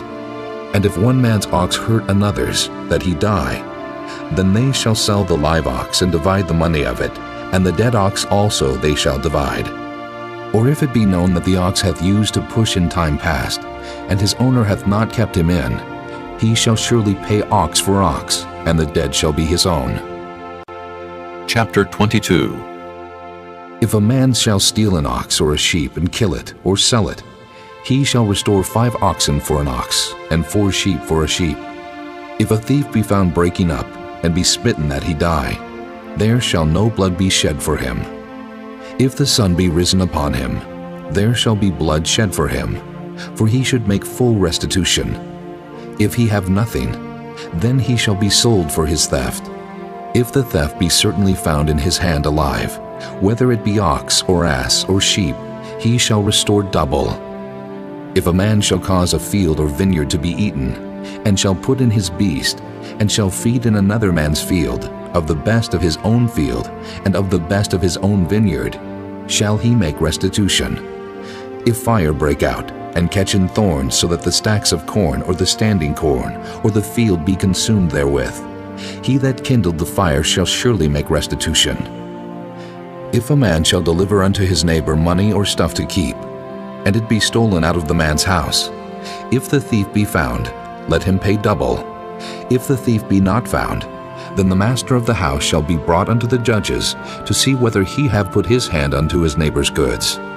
For all manner of trespass, whether it be for ox, for ass, for sheep, for raiment, or for any manner of lost thing which another challengeth to be his, the cause of both parties shall come before the judges, and whom the judges shall condemn, he shall pay double unto his neighbor. If a man deliver unto his neighbor an ass, or an ox, or a sheep, or any beast to keep, and it die, or be hurt, or driven away, no man seeing it, then shall an oath of the Lord be between them both, that he hath not put his hand unto his neighbor's goods, and the owner of it shall accept thereof, and he shall not make it good. And if it be stolen from him, he shall make restitution unto the owner thereof. If it be torn in pieces, then let him bring it for witness, and he shall not make good that which was torn. And if a man borrow aught of his neighbor, and it be hurt or die, the owner thereof being not with it, he shall surely make it good. But if the owner thereof be with it, he shall not make it good. If it be an hired thing, it came for his hire. And if a man entice a maid that is not betrothed, and lie with her, he shall surely endow her to be his wife. If her father utterly refuse to give her unto him, he shall pay money according to the dowry of virgins. Thou shalt not suffer a witch to live. Whosoever lieth with a beast shall surely be put to death. He that sacrificeth unto any god, save unto the Lord only, he shall be utterly destroyed. Thou shalt neither vex a stranger, nor oppress him, for ye were strangers in the land of Egypt. Ye shall not afflict any widow or fatherless child. If thou afflict them in any wise, and they cry at all unto me, I will surely hear their cry, and my wrath shall wax hot, and I will kill you with the sword, and your wives shall be widows, and your children fatherless. If thou lend money to any of my people that is poor by thee, thou shalt not be to him as an usurer, neither shalt thou lay upon him usury. If thou at all take thy neighbor's raiment to pledge, thou shalt deliver it unto him by that the sun goeth down, for that is his covering only. It is his raiment for his skin. Wherein shall he sleep? And it shall come to pass, when he crieth unto me, that I will hear, for I am gracious. Thou shalt not revile the gods, nor curse the ruler of thy people. Thou shalt not delay to offer the first of thy ripe fruits, and of thy liquors. The firstborn of thy son shalt thou give unto me. Likewise shalt thou do with thine oxen, and with thy sheep. 7 days it shall be with his dam. On the 8th day thou shalt give it me. And ye shall be holy men unto me. Neither shall ye eat any flesh that is torn of beast in the field. Ye shall cast it to the dogs. Chapter 23. Thou shalt not raise a false report. Put not thine hand with the wicked to be an unrighteous witness. Thou shalt not follow a multitude to do evil, neither shalt thou speak in a cause to decline after many to wrest judgment. Neither shalt thou countenance a poor man in his cause. If thou meet thine enemy's ox or his ass going astray, thou shalt surely bring it back to him again. If thou see the ass of him that hateth thee lying under his burden, and wouldest forbear to help him, thou shalt surely help with him. Thou shalt not wrest the judgment of thy poor in his cause. Keep thee far from a false matter, and the innocent and righteous slay thou not, for I will not justify the wicked. And thou shalt take no gift, for the gift blindeth the wise, and perverteth the words of the righteous. Also thou shalt not oppress a stranger, for ye know the heart of a stranger, seeing ye were strangers in the land of Egypt. And 6 years thou shalt sow thy land, and shalt gather in the fruits thereof. But the 7th year thou shalt let it rest and lie still, that the poor of thy people may eat, and what they leave the beasts of the field shall eat. In like manner thou shalt deal with thy vineyard, and with thy oliveyard. 6 days thou shalt do thy work, and on the 7th day thou shalt rest, that thine ox and thine ass may rest, and the son of thy handmaid, and the stranger may be refreshed. And in all things that I have said unto you be circumspect, and make no mention of the name of other gods, neither let it be heard out of thy mouth. 3 times thou shalt keep a feast unto me in the year. Thou shalt keep the feast of unleavened bread. Thou shalt eat unleavened bread 7 days, as I commanded thee, in the time appointed of the month Abib, for in it thou camest out from Egypt. And none shall appear before me empty.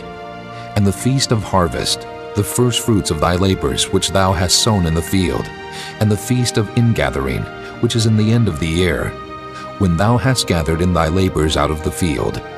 3 times in the year all thy males shall appear before the Lord God.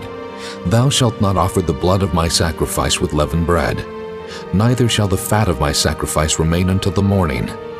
The first of the first fruits of thy land thou shalt bring into the house of the Lord thy God. Thou shalt not see the kid in his mother's milk. Behold, I send an angel before thee, to keep thee in the way, and to bring thee into the place which I have prepared. Beware of him, and obey his voice. Provoke him not, for he will not pardon your transgressions, for my name is in him. But if thou shalt indeed obey his voice, and do all that I speak, then I will be an enemy unto thine enemies, and an adversary unto thine adversaries. For mine angel shall go before thee, and bring thee in unto the Amorites, and the Hittites, and the Perizzites, and the Canaanites, the Hivites, and the Jebusites, and I will cut them off. Thou shalt not bow down to their gods, nor serve them, nor do after their works. But thou shalt utterly overthrow them, and quite break down their images. And ye shall serve the Lord your God, and he shall bless thy bread and thy water, and I will take sickness away from the midst of thee. There shall nothing cast their young, nor be barren in thy land. The number of thy days I will fulfill. I will send my fear before thee, and will destroy all the people to whom thou shalt come, and I will make all thine enemies turn their backs unto thee. And I will send hornets before thee, which shall drive out the Hivite, the Canaanite, and the Hittite from before thee.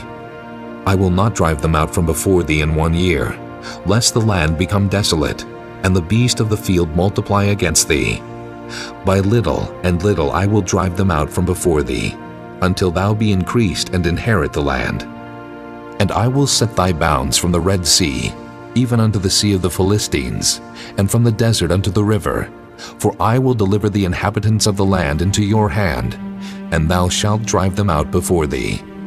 Thou shalt make no covenant with them, nor with their gods. They shall not dwell in thy land, lest they make thee sin against me.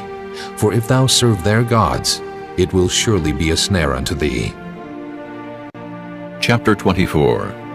And he said unto Moses, Come up unto the Lord, thou, and Aaron, Nadab, and Abihu, and 70 of the elders of Israel, and worship ye afar off. And Moses alone shall come near the Lord, but they shall not come nigh, neither shall the people go up with him. And Moses came and told the people all the words of the Lord, and all the judgments. And all the people answered with one voice and said, All the words which the Lord hath said will we do. And Moses wrote all the words of the Lord, and rose up early in the morning, and builded an altar under the hill, and 12 pillars according to the 12 tribes of Israel. And he sent young men of the children of Israel, which offered burnt offerings, and sacrificed peace offerings of oxen unto the Lord. And Moses took half of the blood, and put it in basins, and half of the blood he sprinkled on the altar. And he took the book of the covenant, and read it in the audience of the people, and they said, All that the Lord hath said will we do, and be obedient.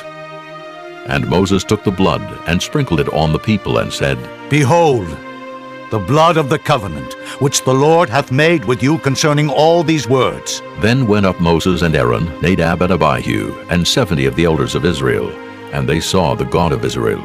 And there was under his feet as it were a paved work of a sapphire stone, and as it were the body of heaven in his clearness. And upon the nobles of the children of Israel he laid not his hand. Also they saw God, and did eat and drink.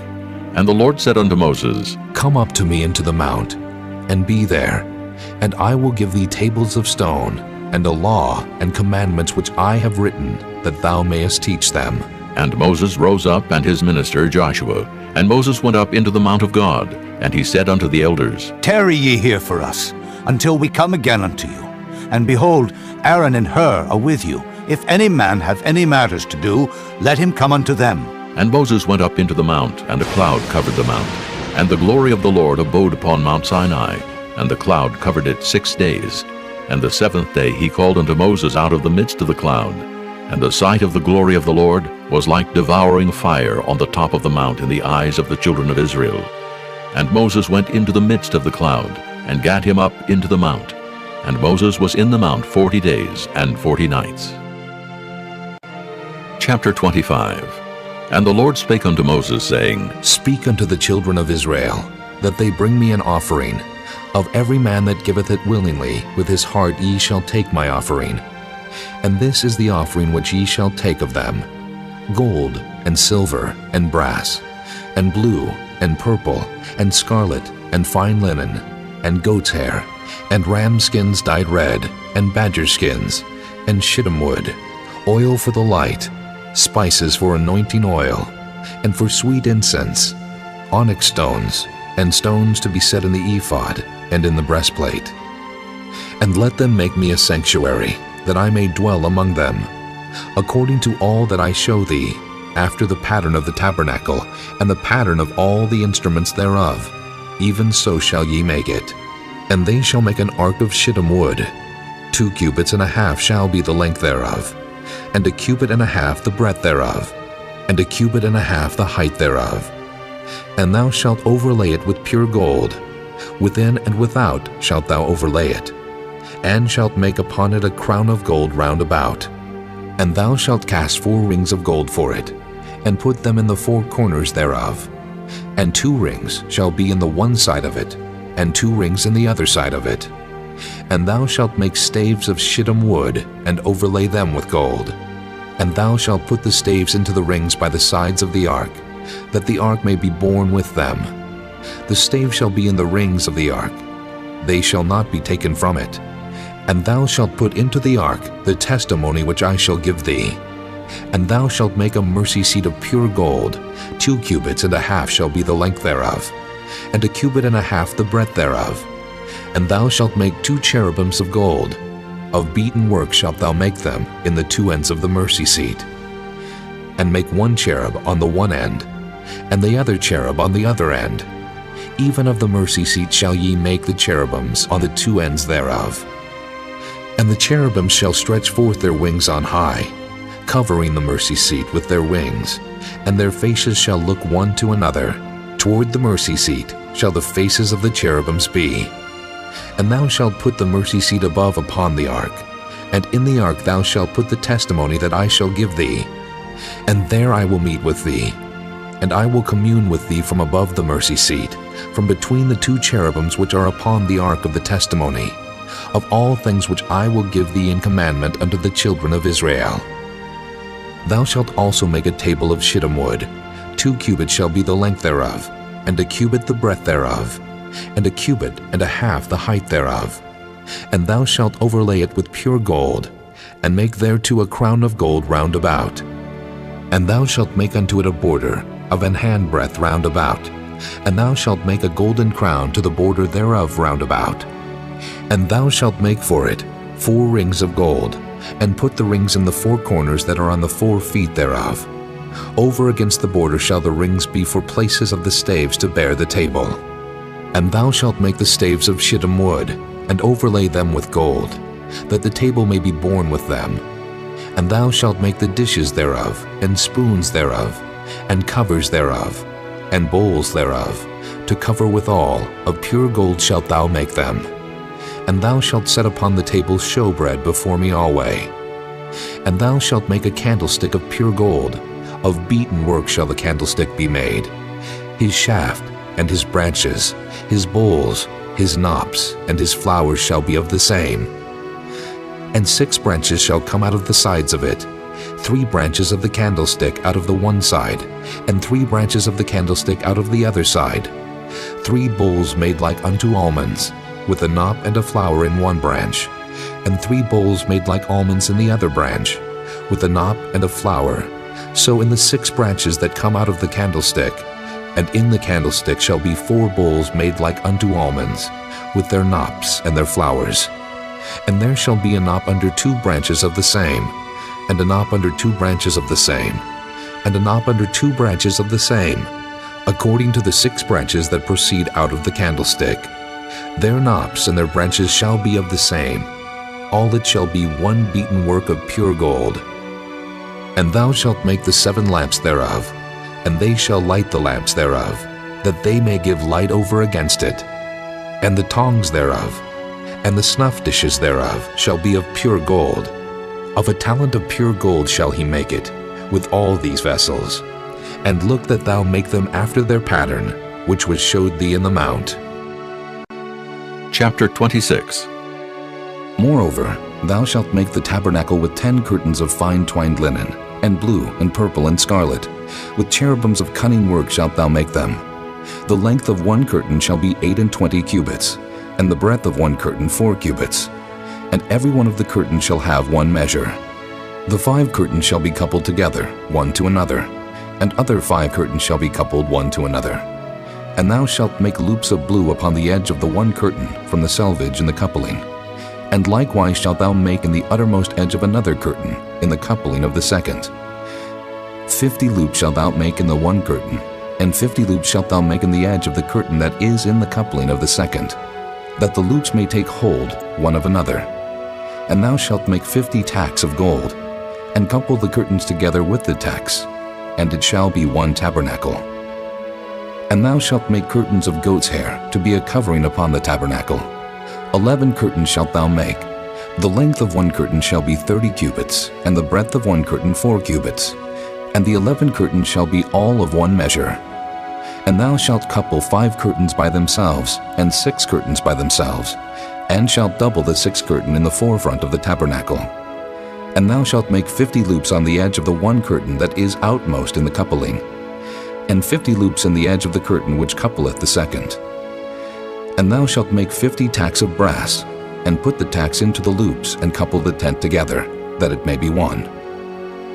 And the remnant that remaineth of the curtains of the tent, the half curtain that remaineth, shall hang over the backside of the tabernacle.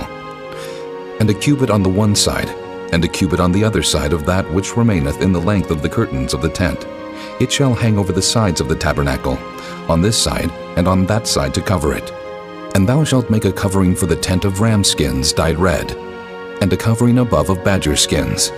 And thou shalt make boards for the tabernacle of shittim wood standing up. 10 cubits shall be the length of a board, and a cubit and a half shall be the breadth of one board. 2 tenons shall there be in one board, set in order one against another. Thus shalt thou make for all the boards of the tabernacle. And thou shalt make the boards for the tabernacle 20 boards on the south side southward. And thou shalt make 40 sockets of silver under the 20 boards, 2 sockets under one board for his 2 tenons, and 2 sockets under another board for his 2 tenons. And for the second side of the tabernacle on the north side there shall be 20 boards. And there 40 sockets of silver, 2 sockets under one board, and 2 sockets under another board. And for the sides of the tabernacle westward, thou shalt make 6 boards. And 2 boards shalt thou make for the corners of the tabernacle in the 2 sides. And they shall be coupled together beneath, and they shall be coupled together above the head of it unto 1 ring. Thus shall it be for them both. They shall be for the 2 corners. And they shall be 8 boards, and their sockets of silver 16 sockets, 2 sockets under 1 board, and 2 sockets under another board. And thou shalt make bars of shittim wood, 5 for the boards of the one side of the tabernacle, and 5 bars for the boards of the other side of the tabernacle, and 5 bars for the boards of the side of the tabernacle, for the 2 sides westward. And the middle bar in the midst of the board shall reach from end to end. And thou shalt overlay the boards with gold, and make their rings of gold for places for the bars. And thou shalt overlay the bars with gold. And thou shalt rear up the tabernacle according to the fashion thereof, which was showed thee in the mount. And thou shalt make a veil of blue, and purple, and scarlet, and fine twined linen of cunning work. With cherubims shall it be made. And thou shalt hang it upon 4 pillars of shittim wood overlaid with gold. Their hooks shall be of gold upon the 4 sockets of silver.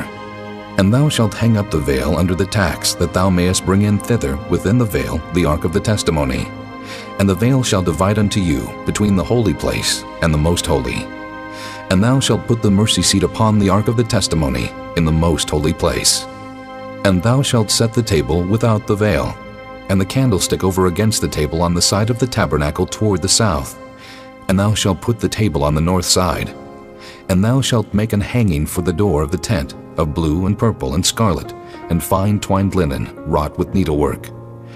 And thou shalt make for the hanging 5 pillars of shittim wood, and overlay them with gold, and their hooks shall be of gold. And thou shalt cast 5 sockets of brass for them.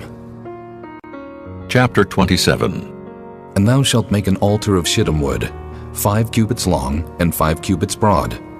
The altar shall be 4 square, and the height thereof shall be 3 cubits. And thou shalt make the horns of it upon the 4 corners thereof. His horn shall be of the same. And thou shalt overlay it with brass. And thou shalt make his pans to receive his ashes, and his shovels, and his basins, and his flesh hooks, and his fire pans. All the vessels thereof thou shalt make of brass. And thou shalt make for it a grate of network of brass. And upon the net shalt thou make 4 brassen rings in the 4 corners thereof. And thou shalt put it under the compass of the altar beneath, that the net may be even to the midst of the altar. And thou shalt make staves for the altar, staves of shittim wood, and overlay them with brass. And the staves shall be put into the rings, and the staves shall be upon the 2 sides of the altar to bear it. Hollow with boards shalt thou make it. As it was showed thee in the mount, so shall they make it. And thou shalt make the court of the tabernacle. For the south side southward there shall be hangings for the court of fine twined linen, of 100 cubits long for one side. And the 20 pillars thereof, and their 20 sockets shall be of brass. The hooks of the pillars, and their fillets shall be of silver. And likewise for the north side in length there shall be hangings of 100 cubits long, and his 20 pillars, and their 20 sockets of brass, the hooks of the pillars, and their fillets of silver. And for the breadth of the court on the west side shall be hangings of 50 cubits, their pillars 10, and their sockets 10. And the breadth of the court on the east side eastward shall be 50 cubits. The hangings of one side of the gate shall be 15 cubits, their pillars 3, and their sockets 3. And on the other side shall be hangings 15 cubits, their pillars 3, and their sockets 3. And for the gate of the court shall be an hanging of 20 cubits, of blue and purple and scarlet, and fine twined linen, wrought with needlework. And their pillars shall be 4, and their sockets 4. All the pillars round about the court shall be filleted with silver. Their hooks shall be of silver, and their sockets of brass. The length of the court shall be 100 cubits, and the breadth 50, everywhere. And the height 5 cubits of fine twined linen, and their sockets of brass. All the vessels of the tabernacle and all the service thereof, and all the pins thereof, and all the pins of the court shall be of brass. And thou shalt command the children of Israel that they bring thee pure oil, olive beaten for the light, to cause the lamp to burn always. In the tabernacle of the congregation without the veil, which is before the testimony, Aaron and his sons shall order it from evening to morning before the Lord. It shall be a statute forever unto their generations on the behalf of the children of Israel. Chapter 28.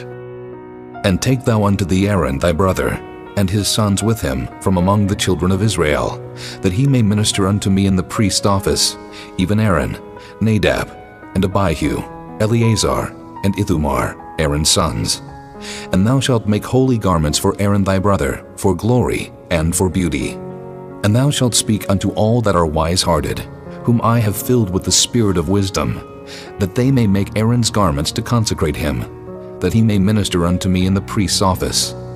And these are the garments which they shall make: a breastplate, and an ephod, and a robe, and a broidered coat, a mitre, and a girdle. And they shall make holy garments for Aaron thy brother and his sons, that he may minister unto me in the priest's office. And they shall take gold, and blue, and purple, and scarlet, and fine linen. And they shall make the ephod of gold, of blue, and of purple, of scarlet, and fine twined linen with cunning work. It shall have the 2 shoulder pieces thereof joined at the 2 edges thereof, and so it shall be joined together. And the curious girdle of the ephod which is upon it shall be of the same according to the work thereof, even of gold, of blue, and purple, and scarlet, and fine twined linen. And thou shalt take 2 onyx stones, and grave on them the names of the children of Israel, 6 of their names on one stone, and the other 6 names of the rest on the other stone according to their birth. With the work of an engraver in stone, like the engravings of a signet, shalt thou engrave the 2 stones with the names of the children of Israel. Thou shalt make them to be set in ouches of gold. And thou shalt put the 2 stones upon the shoulders of the ephod for stones of memorial unto the children of Israel. And Aaron shall bear their names before the Lord upon his 2 shoulders for a memorial.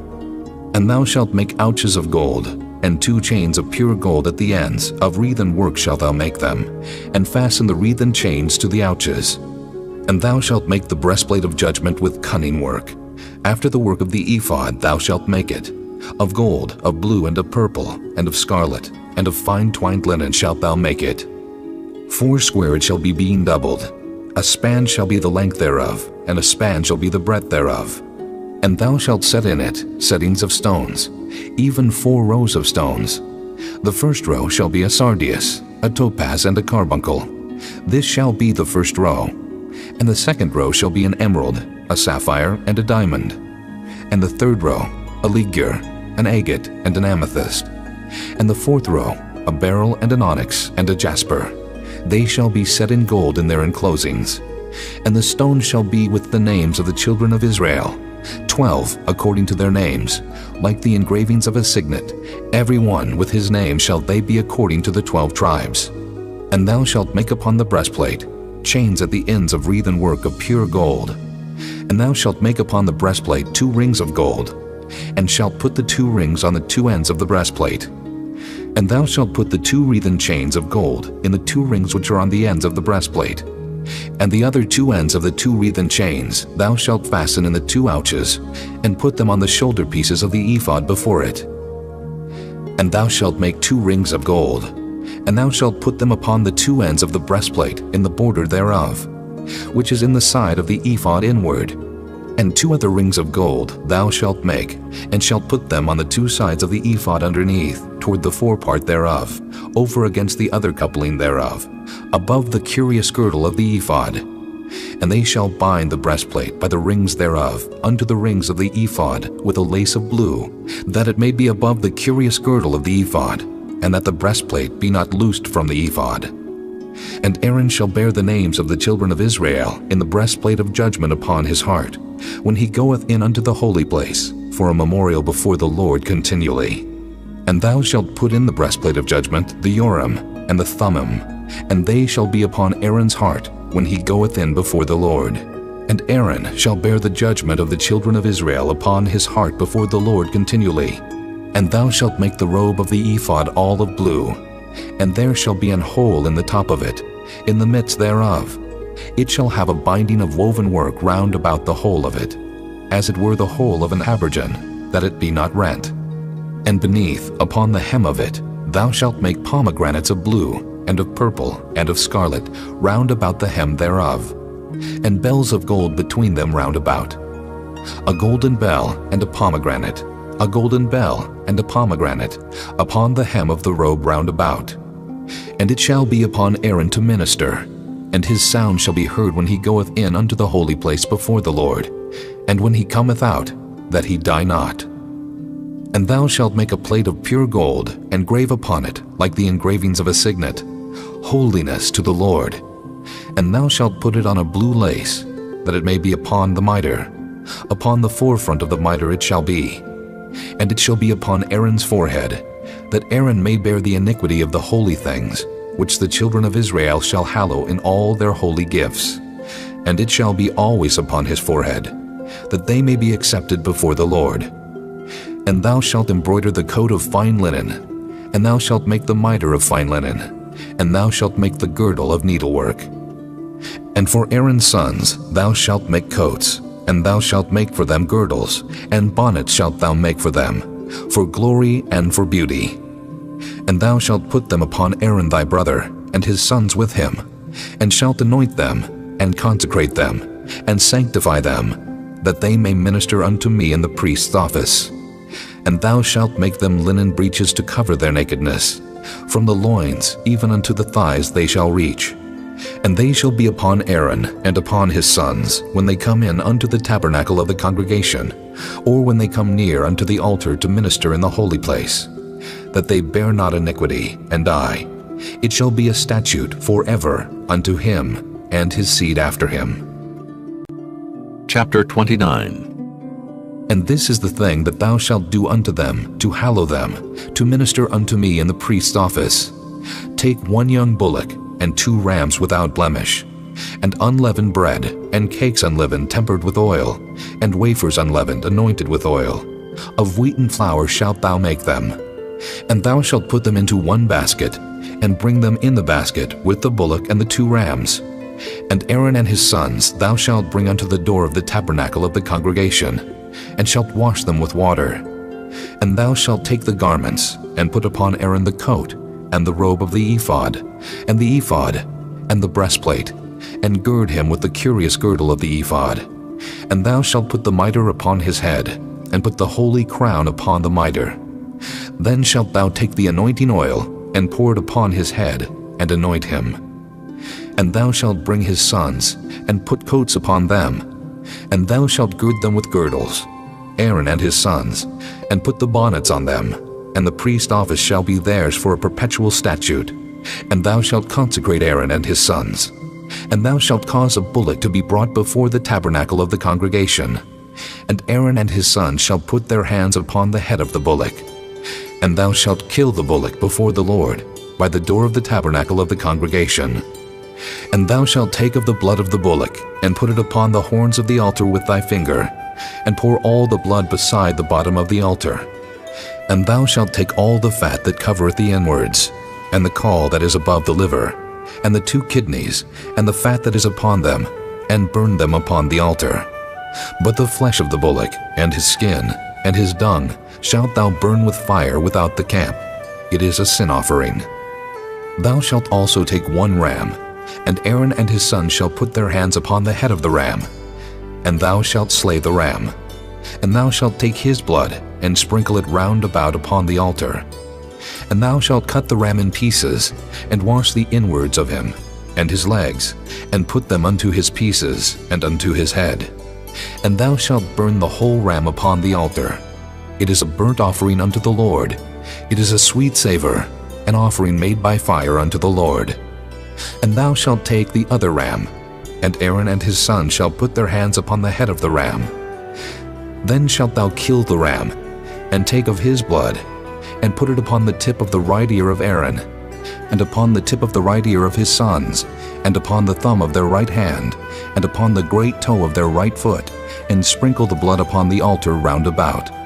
And thou shalt take of the blood that is upon the altar, and of the anointing oil, and sprinkle it upon Aaron, and upon his garments, and upon his sons, and upon the garments of his sons with him.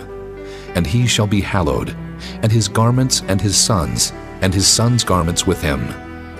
Also thou shalt take of the ram the fat and the rump, and the fat that covereth the inwards, and the caul above the liver, and the 2 kidneys, and the fat that is upon them, and the right shoulder, for it is a ram of consecration. And 1 loaf of bread, and 1 cake of oiled bread, and 1 wafer out of the basket of the unleavened bread that is before the Lord. And thou shalt put all in the hands of Aaron, and in the hands of his sons, and shalt wave them for a wave offering before the Lord. And thou shalt receive them of their hands, and burn them upon the altar for a burnt offering, for a sweet savor before the Lord. It is an offering made by fire unto the Lord. And thou shalt take the breast of the ram of Aaron's consecration, and wave it for a wave offering before the Lord, and it shall be thy part.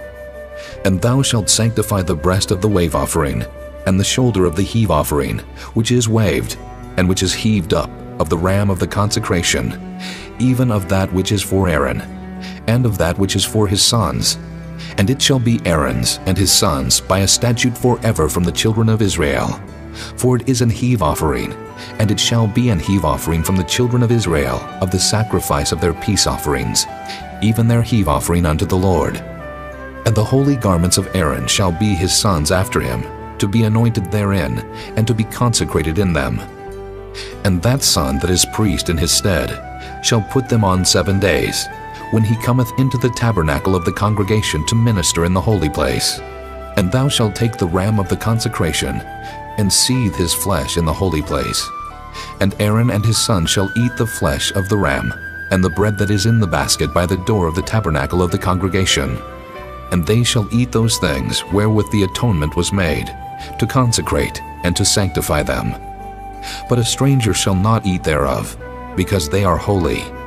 And if aught of the flesh of the consecrations, or of the bread remain unto the morning, then thou shalt burn the remainder with fire. It shall not be eaten, because it is holy. And thus shalt thou do unto Aaron, and to his sons, according to all things which I have commanded thee. 7 days shalt thou consecrate them, and thou shalt offer every day a bullock for a sin offering for atonement. And thou shalt cleanse the altar, when thou hast made an atonement for it, and thou shalt anoint it to sanctify it. 7 days thou shalt make an atonement for the altar, and sanctify it, and it shall be an altar most holy. Whatsoever toucheth the altar shall be holy.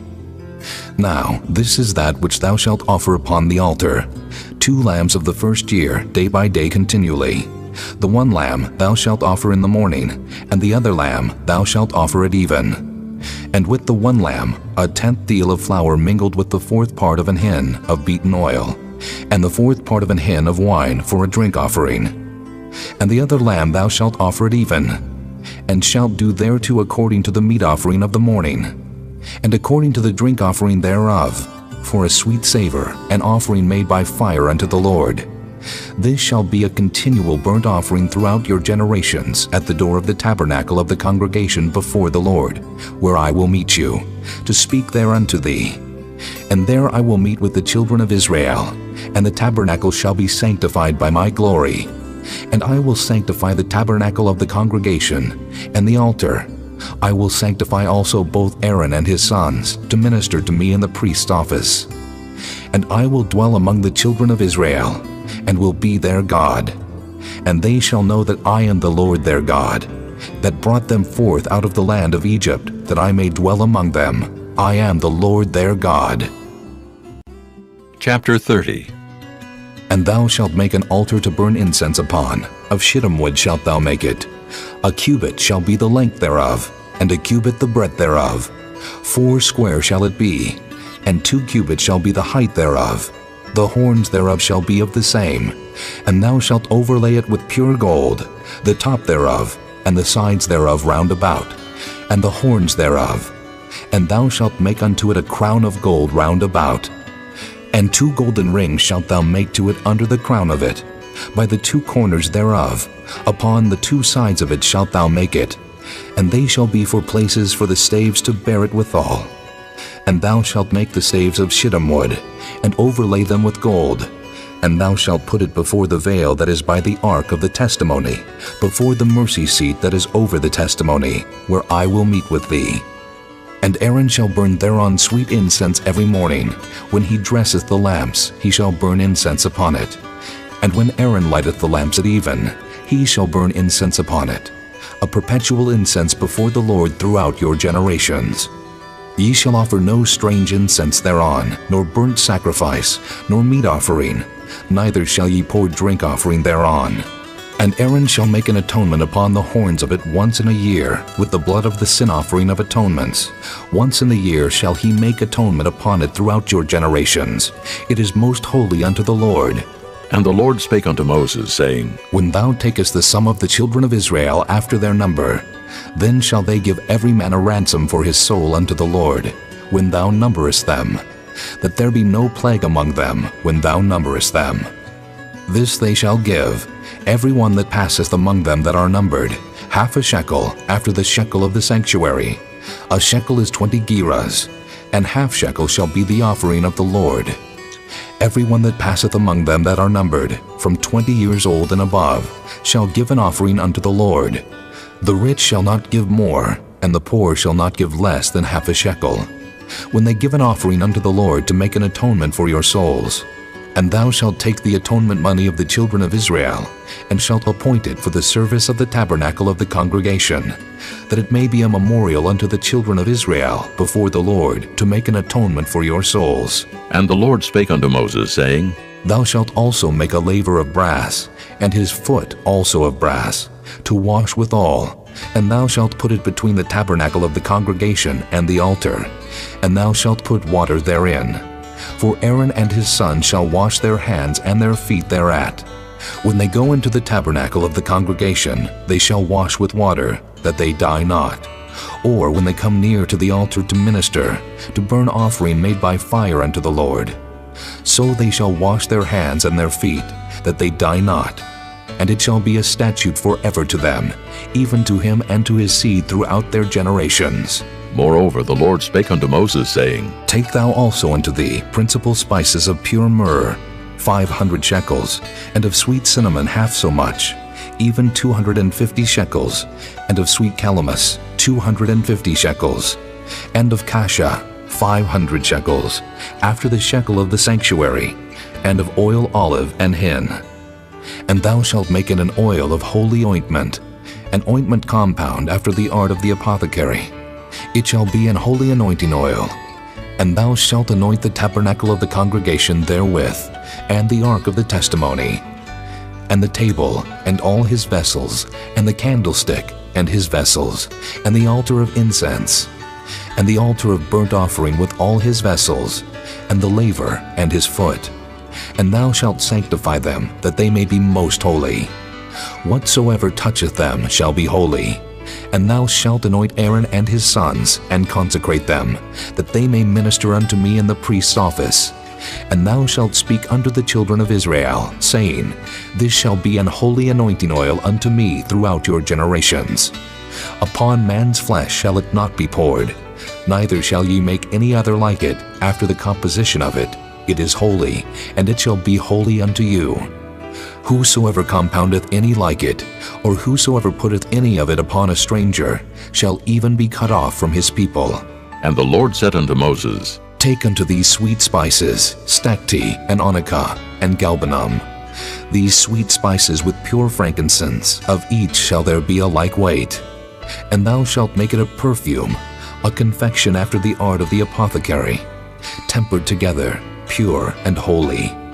And thou shalt beat some of it very small, and put of it before the testimony in the tabernacle of the congregation, where I will meet with thee. It shall be unto you most holy.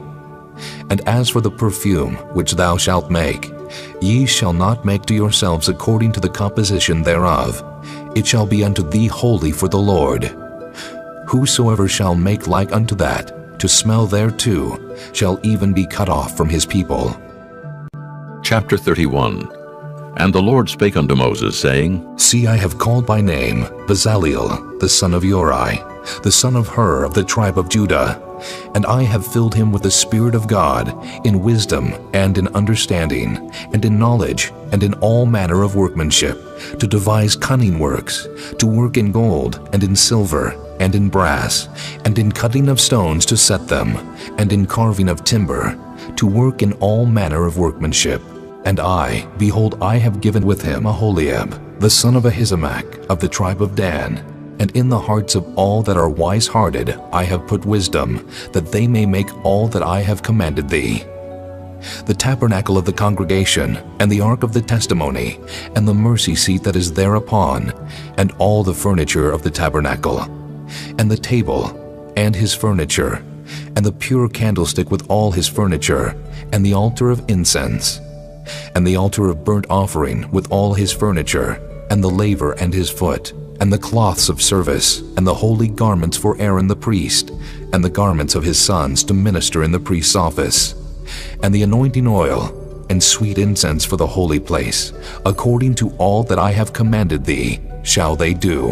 And the Lord spake unto Moses, saying, Speak thou also unto the children of Israel, saying, Verily, my Sabbaths ye shall keep, for it is a sign between me and you throughout your generations, that ye may know that I am the Lord that doth sanctify you.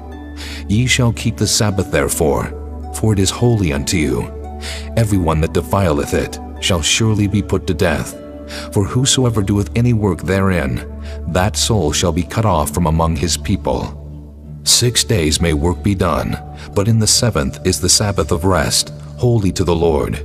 Whosoever doeth any work in the Sabbath day, he shall surely be put to death. Wherefore the children of Israel shall keep the Sabbath, to observe the Sabbath throughout their generations for a perpetual covenant. It is a sign between me and the children of Israel forever. For in 6 days the Lord made heaven and earth, and on the 7th day he rested and was refreshed. And he gave unto Moses, when he had made an end of communing with him upon Mount Sinai, 2 tables of testimony, tables of stone, written with the finger of God. Chapter 32.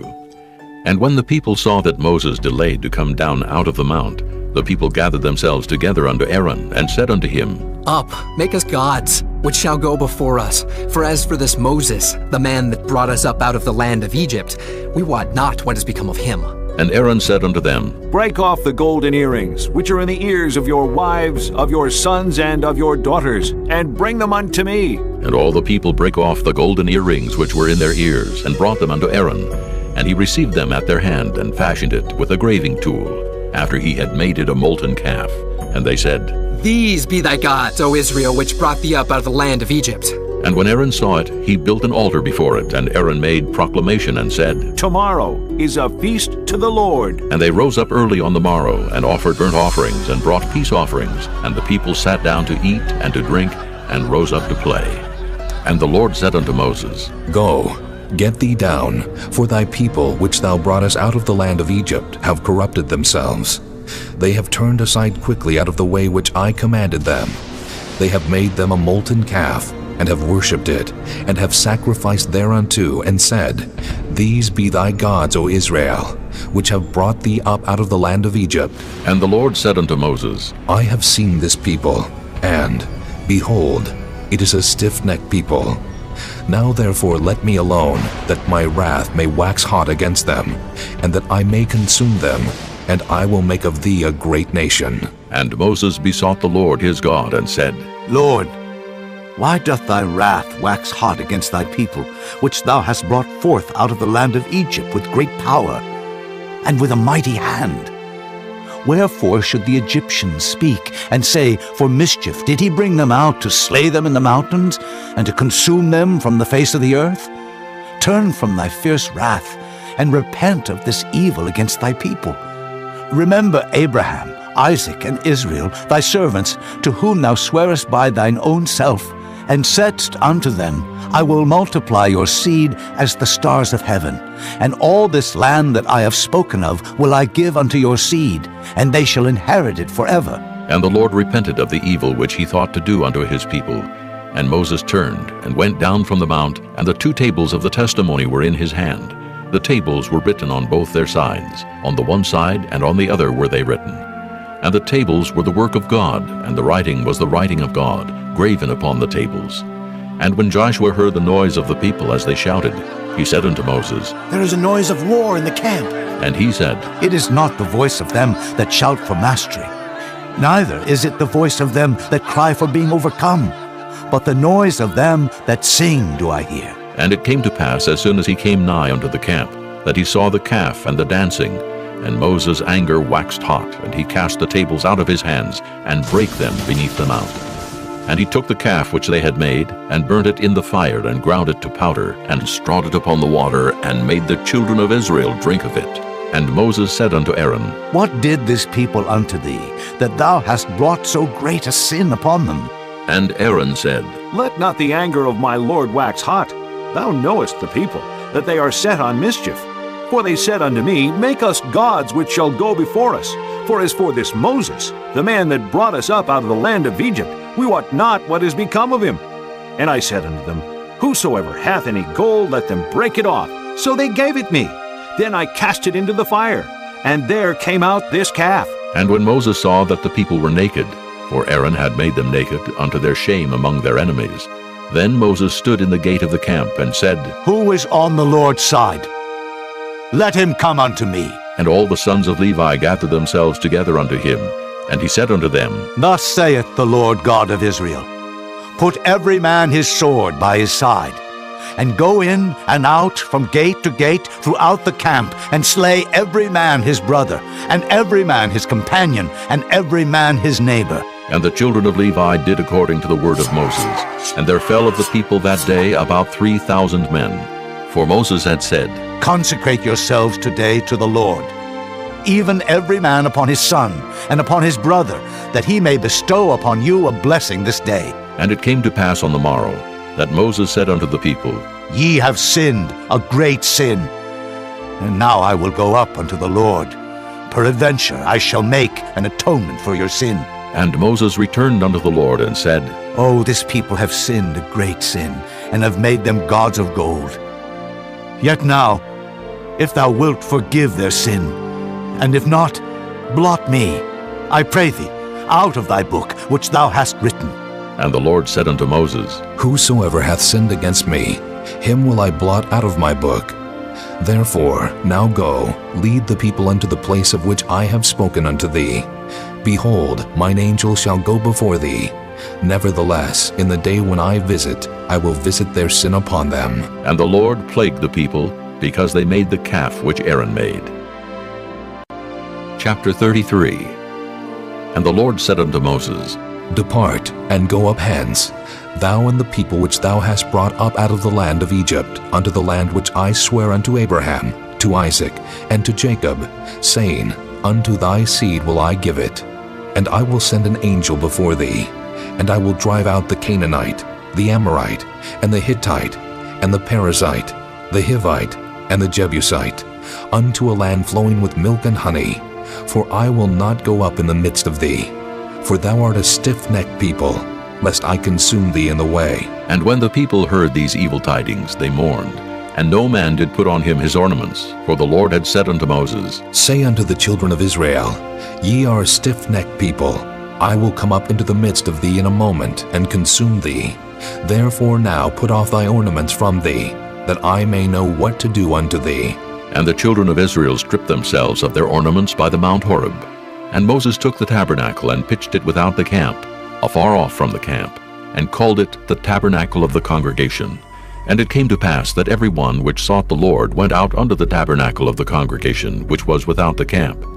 And it came to pass, when Moses went out unto the tabernacle, that all the people rose up, and stood every man at his tent door, and looked after Moses until he was gone into the tabernacle.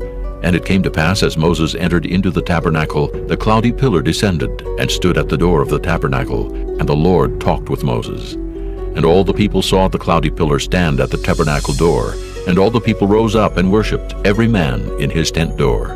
And the Lord spake unto Moses face to face, as a man speaketh unto his friend. And he turned again into the camp. But his servant Joshua the son of Nun, a young man, departed not out of the tabernacle. And Moses said unto the Lord, See, thou sayest unto me, Bring up this people. And thou hast not let me know whom thou wilt send with me. Yet thou hast said, I know thee by name, and thou hast also found grace in my sight.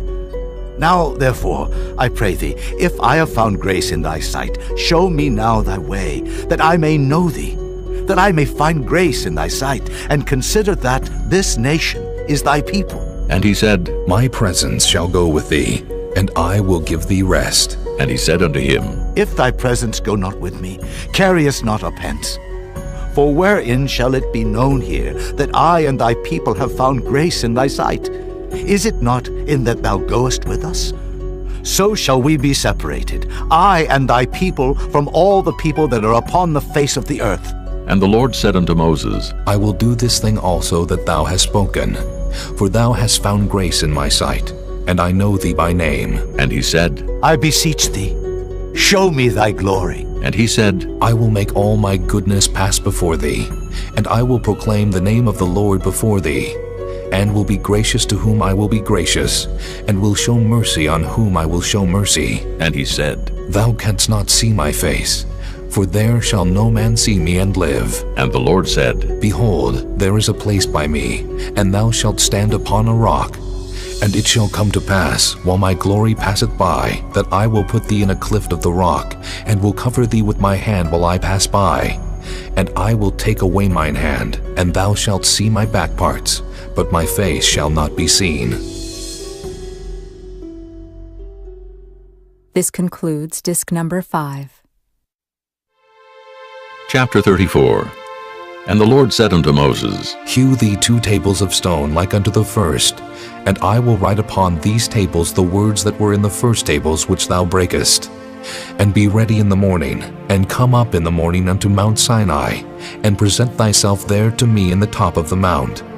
And no man shall come up with thee, neither let any man be seen throughout all the mount, neither let the flocks nor herds feed before that mount. And he hewed 2 tables of stone like unto the first. And Moses rose up early in the morning, and went up unto Mount Sinai, as the Lord had commanded him, and took in his hand the 2 tables of stone. And the Lord descended in the cloud, and stood with him there, and proclaimed the name of the Lord.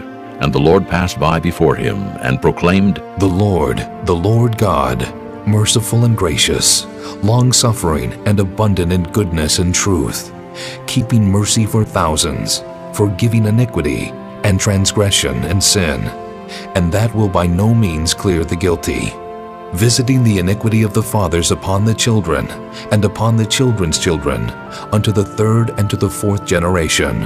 And Moses made haste, and bowed his head toward the earth, and worshipped. And he said, If now I have found grace in thy sight, O Lord, let my Lord, I pray thee, go among us, for it is a stiff-necked people. And pardon our iniquity and our sin, and take us for thine inheritance. And he said, Behold, I make a covenant. Before all thy people I will do marvels, such as have not been done in all the earth, nor in any nation. And all the people among which thou art shall see the work of the Lord, for it is a terrible thing that I will do with thee. Observe thou that which I command thee this day. Behold, I drive out before thee the Amorite, and the Canaanite, and the Hittite, and the Perizzite, and the Hivite, and the Jebusite. Take heed to thyself, lest thou make a covenant with the inhabitants of the land whither thou goest, lest it be for a snare in the midst of thee. But ye shall destroy their altars, break their images, and cut down their groves. For thou shalt worship no other God, for the Lord, whose name is jealous, is a jealous God, lest thou make a covenant with the inhabitants of the land, and they go a-whoring after their gods, and do sacrifice unto their gods, and one call thee, and thou eat of his sacrifice. And thou take of their daughters unto thy sons, and their daughters go a-whoring after their gods, and make thy sons go a-whoring after their gods. Thou shalt make thee no molten gods. The feast of unleavened bread shalt thou keep. 7 days thou shalt eat unleavened bread, as I commanded thee in the time of the month Abib. For in the month Abib thou camest out from Egypt. All that openeth the matrix is mine, and every firstling among thy cattle, whether ox or sheep that is male. But the firstling of an ass thou shalt redeem with a lamb, and if thou redeem him not, then shalt thou break his neck. All the firstborn of thy sons thou shalt redeem, and none shall appear before me empty. 6 days thou shalt work, but on the 7th day thou shalt rest. In earing time and in harvest thou shalt rest.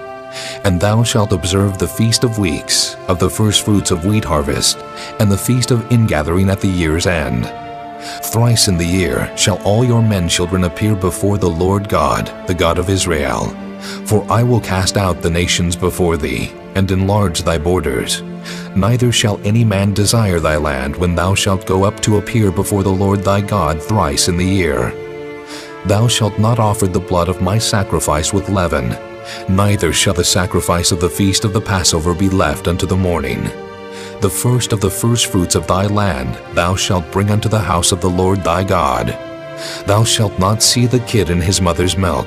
And the Lord said unto Moses, Write thou these words, for after the tenor of these words I have made a covenant with thee and with Israel. And he was there with the Lord 40 days and 40 nights. He did neither eat bread nor drink water, and he wrote upon the tables the words of the covenant, the 10 commandments. And it came to pass, when Moses came down from Mount Sinai with the 2 tables of testimony in Moses' hand, when he came down from the mount, that Moses wist not that the skin of his face shone while he talked with him. And when Aaron and all the children of Israel saw Moses, behold, the skin of his face shone, and they were afraid to come nigh him. And Moses called unto them, and Aaron and all the rulers of the congregation returned unto him, and Moses talked with them. And afterward all the children of Israel came nigh, and he gave them in commandment all that the Lord had spoken with him in Mount Sinai. Until Moses had done speaking with them, he put a veil on his face.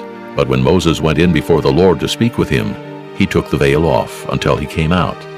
And he came out and spake unto the children of Israel that which he was commanded.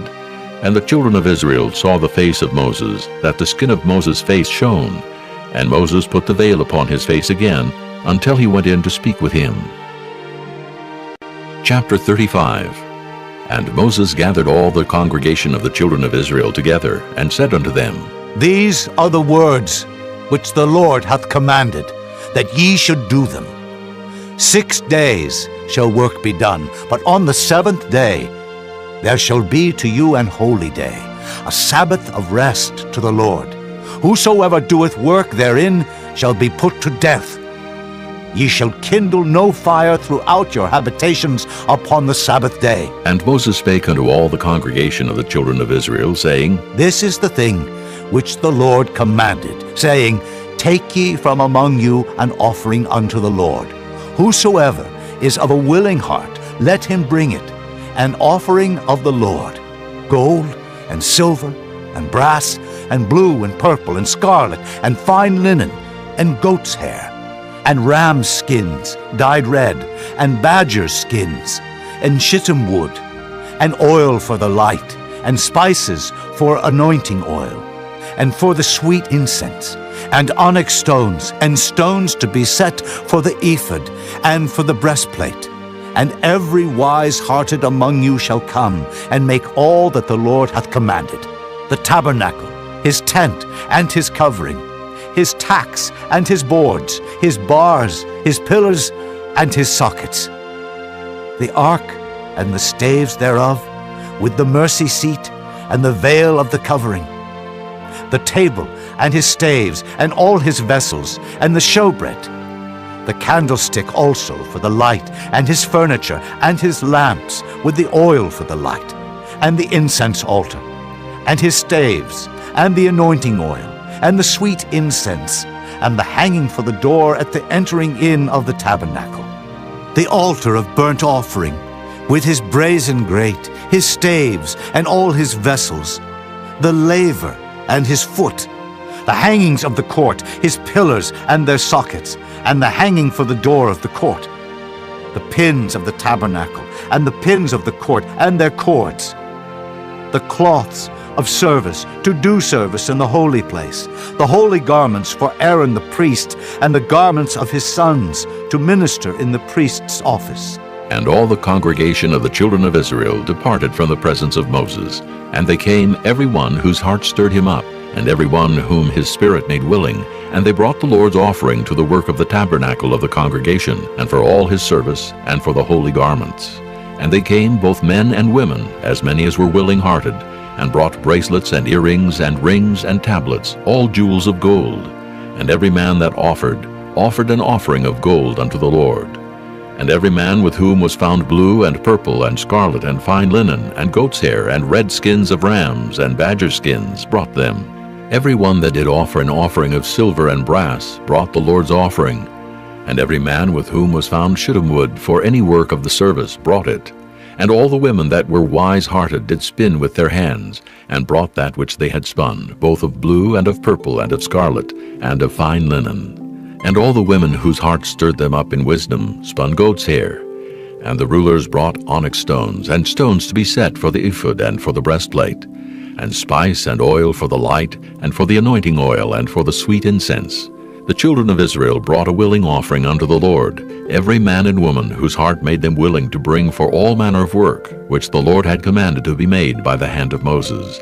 And Moses said unto the children of Israel, See, the Lord hath called by name Bezaleel, the son of Uri, the son of Hur, of the tribe of Judah. And he hath filled him with the Spirit of God, in wisdom, in understanding, and in knowledge, and in all manner of workmanship, and to devise curious works, to work in gold, and in silver, and in brass, and in the cutting of stones, to set them, and in carving of wood, to make any manner of cunning work. And he hath put in his heart that he may teach both he and Aholiab, the son of Ahisamach, of the tribe of Dan. Them hath he filled with wisdom of heart, to work all manner of work, of the engraver, and of the cunning workman, and of the embroiderer, in blue and in purple, in scarlet and in fine linen, and of the weaver, even of them that do any work, and of those that devise cunning work. Chapter 36. Then wrought Bezaleel and Aholiab, and every wise-hearted man in whom the Lord put wisdom and understanding, to know how to work all manner of work for the service of the sanctuary, according to all that the Lord had commanded. And Moses called Bezaleel and Aholiab, and every wise-hearted man, in whose heart the Lord had put wisdom, even every one whose heart stirred him up to come unto the work to do it. And they received of Moses all the offering which the children of Israel had brought for the work of the service of the sanctuary, to make it withal. And they brought yet unto him free offerings every morning. And all the wise men that wrought all the work of the sanctuary came every man from his work which they made. And they spake unto Moses, saying, The people bring much more than enough for the service of the work, which the Lord commanded to make. And Moses gave commandment, and they caused it to be proclaimed throughout the camp, saying, Let neither man nor woman make any more work for the offering of the sanctuary. So the people were restrained from bringing, for the stuff they had was sufficient for all the work to make it, and too much. And every wise-hearted man among them that wrought the work of the tabernacle made 10 curtains of fine twined linen, and blue, and purple, and scarlet. With cherubims of cunning work made he them. The length of one curtain was 28 cubits, and the breadth of one curtain 4 cubits. The curtains were all of one size. And he coupled the 5 curtains one unto another, and the other 5 curtains he coupled one unto another. And he made loops of blue on the edge of one curtain from the selvage in the coupling. Likewise he made in the uttermost side of another curtain, in the coupling of the second. 50 loops made he in one curtain, and 50 loops made he in the edge of the curtain, which was in the coupling of the second. The loops held one curtain to another. And he made 50 tacks of gold, and coupled the curtains one unto another with the tacks, so it became one tabernacle. And he made curtains of goat's hair for the tent over the tabernacle. 11 curtains he made them. The length of one curtain was 30 cubits, and 4 cubits was the breadth of one curtain. The 11 curtains were of one size. And he coupled 5 curtains by themselves, and 6 curtains by themselves. And he made 50 loops upon the uttermost edge of the curtain in the coupling. And 50 loops made he upon the edge of the curtain which coupleth the second. And he made 50 tacks of brass to couple the tent together, that it might be one. And he made a covering for the tent of ram skin dyed red, and a covering of badger skin above that. And he made boards for the tabernacle of shittim wood standing up. The length of a board was 10 cubits, and the breadth of a board was 1 cubit and a half. One board had 2 tenons, equally distant one from another. Thus did he make for all the boards of the tabernacle. And he made boards for the tabernacle, 20 boards for the south side southward. And 40 sockets of silver he made under the 20 boards, 2 sockets under one board for his 2 tenons, and 2 sockets under another board for his 2 tenons. And for the other side of the tabernacle, which is toward the north corner, he made 20 boards, and there 40 sockets of silver, 2 sockets under one board, and 2 sockets under another board. And for the sides of the tabernacle westward, he made 6 boards. And 2 boards made he for the corners of the tabernacle in the 2 sides. And they were coupled beneath, and coupled together at the head thereof, to 1 ring. Thus he did to both of them in both the corners. And there were 8 boards, and their sockets were 16 sockets of silver, under every board 2 sockets. And he made bars of shittim wood, 5 for the boards of the one side of the tabernacle, and 5 bars for the boards of the other side of the tabernacle, and 5 bars for the boards of the tabernacle for the sides westward. And he made the middle bar to shoot through the boards from the one end to the other. And he overlaid the boards with gold, and made their rings of gold to be places for the bars, and overlaid the bars with gold. And he made a veil of blue and purple and scarlet and fine twined linen. With cherubims made he it of cunning work. And he made thereunto 4 pillars of shittim wood, and overlaid them with gold. Their hooks were of gold. And he cast for them 4 sockets of silver. And he made an hanging for the tabernacle door of blue and purple and scarlet, and fine twined linen of needlework, and the 5 pillars of it with their hooks. And he overlaid their chapiters and their fillets with gold, but their 5 sockets were of brass. Chapter 37. And Bezaleel made the ark of shittim wood. 2 cubits and a half was the length of it, and 1 cubit and a half the breadth of it, and 1 cubit and a half the height of it. And he overlaid it with pure gold within and without, and made a crown of gold to it round about. And he cast for it 4 rings of gold to be set by the 4 corners of it, even 2 rings upon the one side of it, and 2 rings upon the other side of it. And he made staves of shittim wood, and overlaid them with gold. And he put the staves into the rings by the sides of the ark, to bear the ark. And he made the mercy seat of pure gold. 2 cubits and a half was the length thereof, and 1 cubit and a half the breadth thereof. And he made 2 cherubims of gold, beaten out of 1 piece made he them, on the 2 ends of the mercy seat. 1 cherub on the end on this side, and another cherub on the other end on that side. Out of the mercy seat made he the cherubims on the 2 ends thereof. And the cherubims spread out their wings on high, and covered with their wings over the mercy seat, with their faces one to another. Even to the mercy seatward were the faces of the cherubims. And he made the table of shittim wood. 2 cubits was the length thereof, and 1 cubit the breadth thereof, and 1 cubit and a half the height thereof. And he overlaid it with pure gold, and made thereunto a crown of gold round about. Also he made thereunto a border of an handbreadth round about, and made a crown of gold for the border thereof round about. And he cast for it 4 rings of gold, and put the rings upon the 4 corners that were in the 4 feet thereof. Over against the border were the rings, the places for the staves to bear the table. And he made the staves of shittim wood, and overlaid them with gold to bear the table. And he made the vessels which were upon the table, his dishes and his spoons and his bowls, and his covers to cover withal, of pure gold.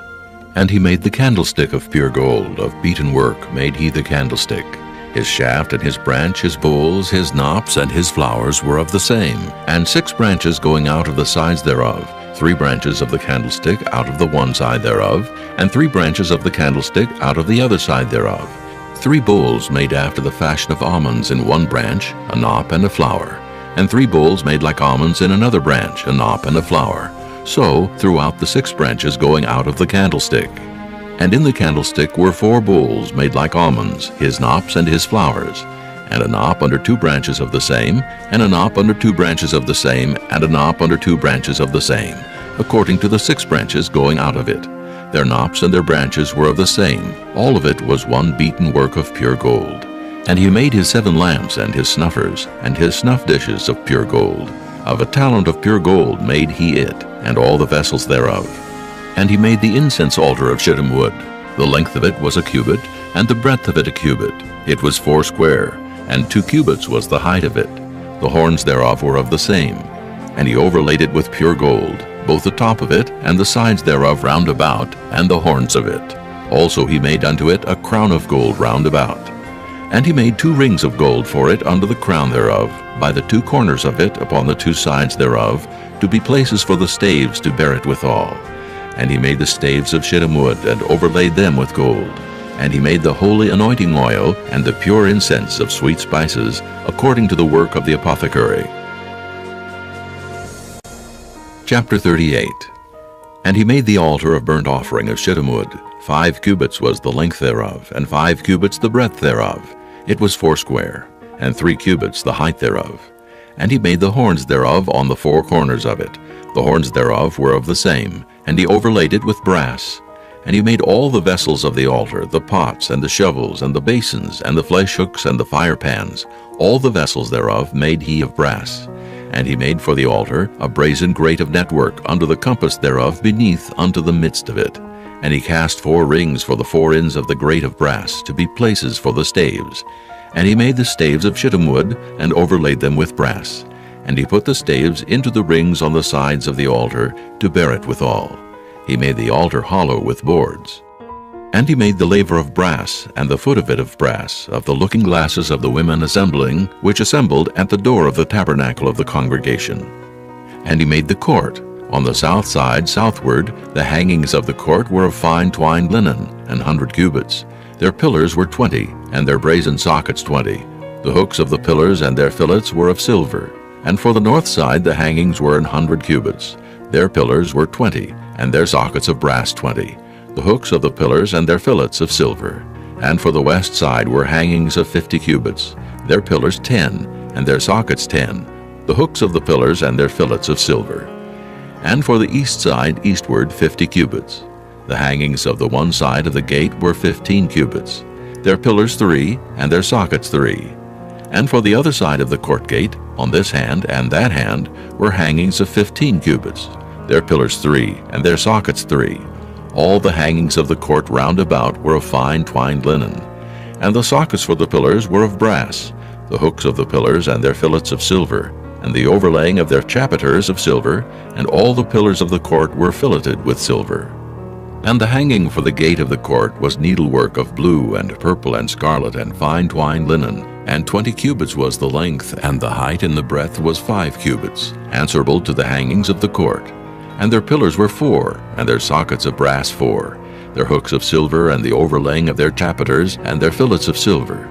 And all the pins of the tabernacle, and of the court round about, were of brass. This is the sum of the tabernacle, even of the tabernacle of testimony, as it was counted according to the commandment of Moses, for the service of the Levites, by the hand of Ithamar, son to Aaron the priest. And Bezaleel, the son of Uri, the son of Hur, of the tribe of Judah, made all that the Lord commanded Moses. And with him was Aholiab, son of Ahishamach, of the tribe of Dan, an engraver, and a cunning workman, and an embroiderer in blue and in purple, and in scarlet and fine linen. All the gold that was occupied for the work in all the work of the holy place, even the gold of the offering, was 29 talents, and 730 shekels, after the shekel of the sanctuary. And the silver of them that were numbered of the congregation was 100 talents, and 1,760 shekels, after the shekel of the sanctuary. A beka for every man, that is, half a shekel after the shekel of the sanctuary, for every one that went to be numbered from 20 years old and upward, for 600,000 and 3,550 men. And of the 100 talents of silver were cast the sockets of the sanctuary, and the sockets of the veil, 100 sockets of the 100 talents, a talent for a socket. And of the 1,775 shekels he made hooks for the pillars, and overlaid their chapiters, and filleted them. And the brass of the offering was 70 talents, and 2,400 shekels, and therewith he made the sockets to the door of the tabernacle of the congregation, and the brazen altar, and the brazen grate for it, and all the vessels of the altar, and the sockets of the court round about, and the sockets of the court gate, and all the pins of the tabernacle, and all the pins of the court round about. Chapter 39. And of the blue and purple and scarlet they made cloths of service, to do service in the holy place, and made the holy garments for Aaron, as the Lord commanded Moses. And he made the ephod of gold, blue and purple and scarlet, and fine twined linen. And they did beat the gold into thin plates, and cut it into wires, to work it in the blue, and in the purple, and in the scarlet, and in the fine linen, with cunning work. They made shoulder pieces for it, to couple it together. By the 2 edges was it coupled together. And the curious girdle of his ephod that was upon it was of the same, according to the work thereof, of gold, blue, and purple, and scarlet, and fine twined linen, as the Lord commanded Moses. And they wrought onyx stones enclosed in ouches of gold, graven as signets are graven, with the names of the children of Israel. And he put them on the shoulders of the ephod, that they should be stones for a memorial to the children of Israel, as the Lord commanded Moses. And he made the breastplate of cunning work, like the work of the ephod of gold, blue, and purple, and scarlet, and fine twined linen. It was 4 square. They made the breastplate double. A span was the length thereof, and a span the breadth thereof, being doubled. And they set in it 4 rows of stones. The first row was a sardius, a topaz, and a carbuncle. This was the first row. And the second row, an emerald, a sapphire, and a diamond. And the third row, a ligure, an agate, and an amethyst. And the fourth row, a beryl, an onyx, and a jasper. They were enclosed in ouches of gold in their enclosings. And the stones were according to the names of the children of Israel, 12, according to their names, like the engravings of a signet, every one with his name according to the 12 tribes. And they made upon the breastplate chains at the ends of wreathen work of pure gold. And they made 2 ouches of gold, and 2 gold rings, and put the 2 rings in the 2 ends of the breastplate. And they put the 2 wreathen chains of gold in the 2 rings on the ends of the breastplate. And the 2 ends of the 2 wreathen chains they fastened in the 2 ouches, and put them on the shoulder pieces of the ephod before it. And they made 2 rings of gold, and put them on the 2 ends of the breastplate, upon the border of it, which was on the side of the ephod inward. And they made 2 other golden rings, and put them on the 2 sides of the ephod underneath, toward the forepart of it, over against the other coupling thereof, above the curious girdle of the ephod. And they did bind the breastplate by his rings unto the rings of the ephod with a lace of blue, that it might be above the curious girdle of the ephod, and that the breastplate might not be loosed from the ephod, as the Lord commanded Moses. And he made the robe of the ephod of woven work, all of blue, and there was an hole in the midst of the robe, as the hole of an habergeon, with a band round about the hole, that it should not rend.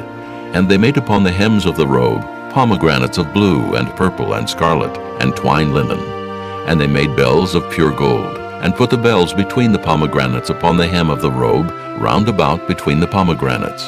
A bell and a pomegranate, a bell and a pomegranate, round about the hem of the robe to minister in, as the Lord commanded Moses. And they made coats of fine linen of woven work for Aaron and for his sons, and a mitre of fine linen, and goodly bonnets of fine linen, and linen breeches of fine twined linen, and a girdle of fine twined linen, and blue and purple and scarlet, of needlework, as the Lord commanded Moses. And they made the plate of the holy crown of pure gold, and wrote upon it a writing, like to the engravings of a signet, Holiness to the Lord. And they tied unto it a lace of blue, to fasten it on high upon the mitre, as the Lord commanded Moses. Thus was all the work of the tabernacle of the tent of the congregation finished. And the children of Israel did according to all that the Lord commanded Moses, so did they. And they brought the tabernacle unto Moses, the tent and all his furniture, his tacks, his boards, his bars, and his pillars, and his sockets, and the covering of ram skins dyed red, and the covering of badger skins, and the veil of the covering, the ark of the testimony, and the staves thereof, and the mercy seat, the table and all the vessels thereof, and the showbread, the pure candlestick with the lamps thereof, even with the lamps to be set in order, and all the vessels thereof, and the oil for light, and the golden altar, and the anointing oil, and the sweet incense, and the hanging for the tabernacle door, the brazen altar, and his grate of brass, his staves, and all his vessels, the laver and his foot, the hangings of the court, his pillars, and his sockets, and the hanging for the court gate, his cords and his pins, and all the vessels of the service of the tabernacle for the tent of the congregation, the cloths of service to do service in the holy place, and the holy garments for Aaron the priest, and his sons' garments, to minister in the priest's office. According to all that the Lord commanded Moses, so the children of Israel made all the work. And Moses did look upon all the work, and behold, they had done it as the Lord had commanded. Even so had they done it, and Moses blessed them. Chapter 40. And the Lord spake unto Moses, saying, On the 1st day of the 1st month shalt thou set up the tabernacle of the tent of the congregation. And thou shalt put therein the ark of the testimony, and cover the ark with the veil. And thou shalt bring in the table, and set in order the things that are to be set in order upon it. And thou shalt bring in the candlestick, and light the lamps thereof. And thou shalt set the altar of gold for the incense before the ark of the testimony, and put the hanging of the door to the tabernacle. And thou shalt set the altar of the burnt offering before the door of the tabernacle of the tent of the congregation. And thou shalt set the laver between the tent of the congregation and the altar, and shalt put water therein. And thou shalt set up the court round about, and hang up the hanging at the court gate.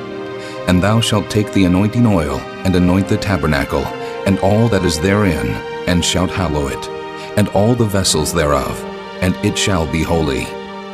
And thou shalt anoint the altar of the burnt offering, and all his vessels, and sanctify the altar, and it shall be an altar most holy. And thou shalt anoint the laver and his foot, and sanctify it. And thou shalt bring Aaron and his sons unto the door of the tabernacle of the congregation, and wash them with water. And thou shalt put upon Aaron the holy garments, and anoint him, and sanctify him, that he may minister unto me in the priest's office. And thou shalt bring his sons, and clothe them with coats.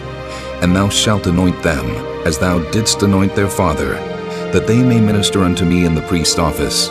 For their anointing shall surely be an everlasting priesthood throughout their generations.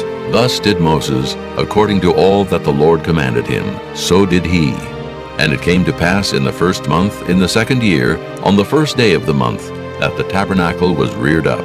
And Moses reared up the tabernacle, and fastened his sockets, and set up the boards thereof, and put in the bars thereof, and reared up his pillars. And he spread abroad the tent over the tabernacle, and put the covering of the tent above upon it, as the Lord commanded Moses. And he took and put the testimony into the ark, and set the staves on the ark, and put the mercy seat above upon the ark. And he brought the ark into the tabernacle, and set up the veil of the covering, and covered the ark of the testimony as the Lord commanded Moses. And he put the table in the tent of the congregation upon the side of the tabernacle northward, without the veil. And he set the bread in order upon it before the Lord, as the Lord had commanded Moses. And he put the candlestick in the tent of the congregation, over against the table, on the side of the tabernacle southward. And he lighted the lamps before the Lord, as the Lord commanded Moses. And he put the golden altar in the tent of the congregation before the veil, and he burnt sweet incense thereon, as the Lord commanded Moses.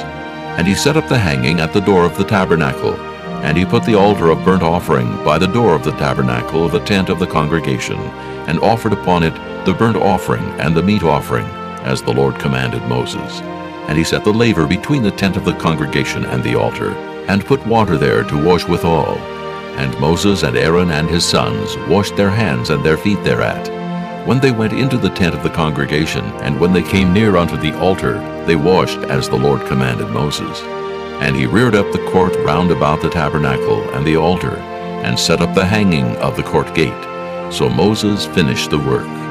Then a cloud covered the tent of the congregation, and the glory of the Lord filled the tabernacle.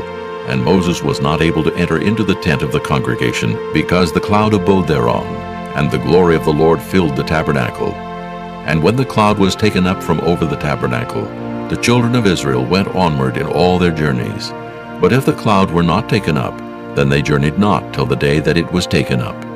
For the cloud of the Lord was upon the tabernacle by day, and fire was on it by night, in the sight of all the house of Israel throughout all their journeys.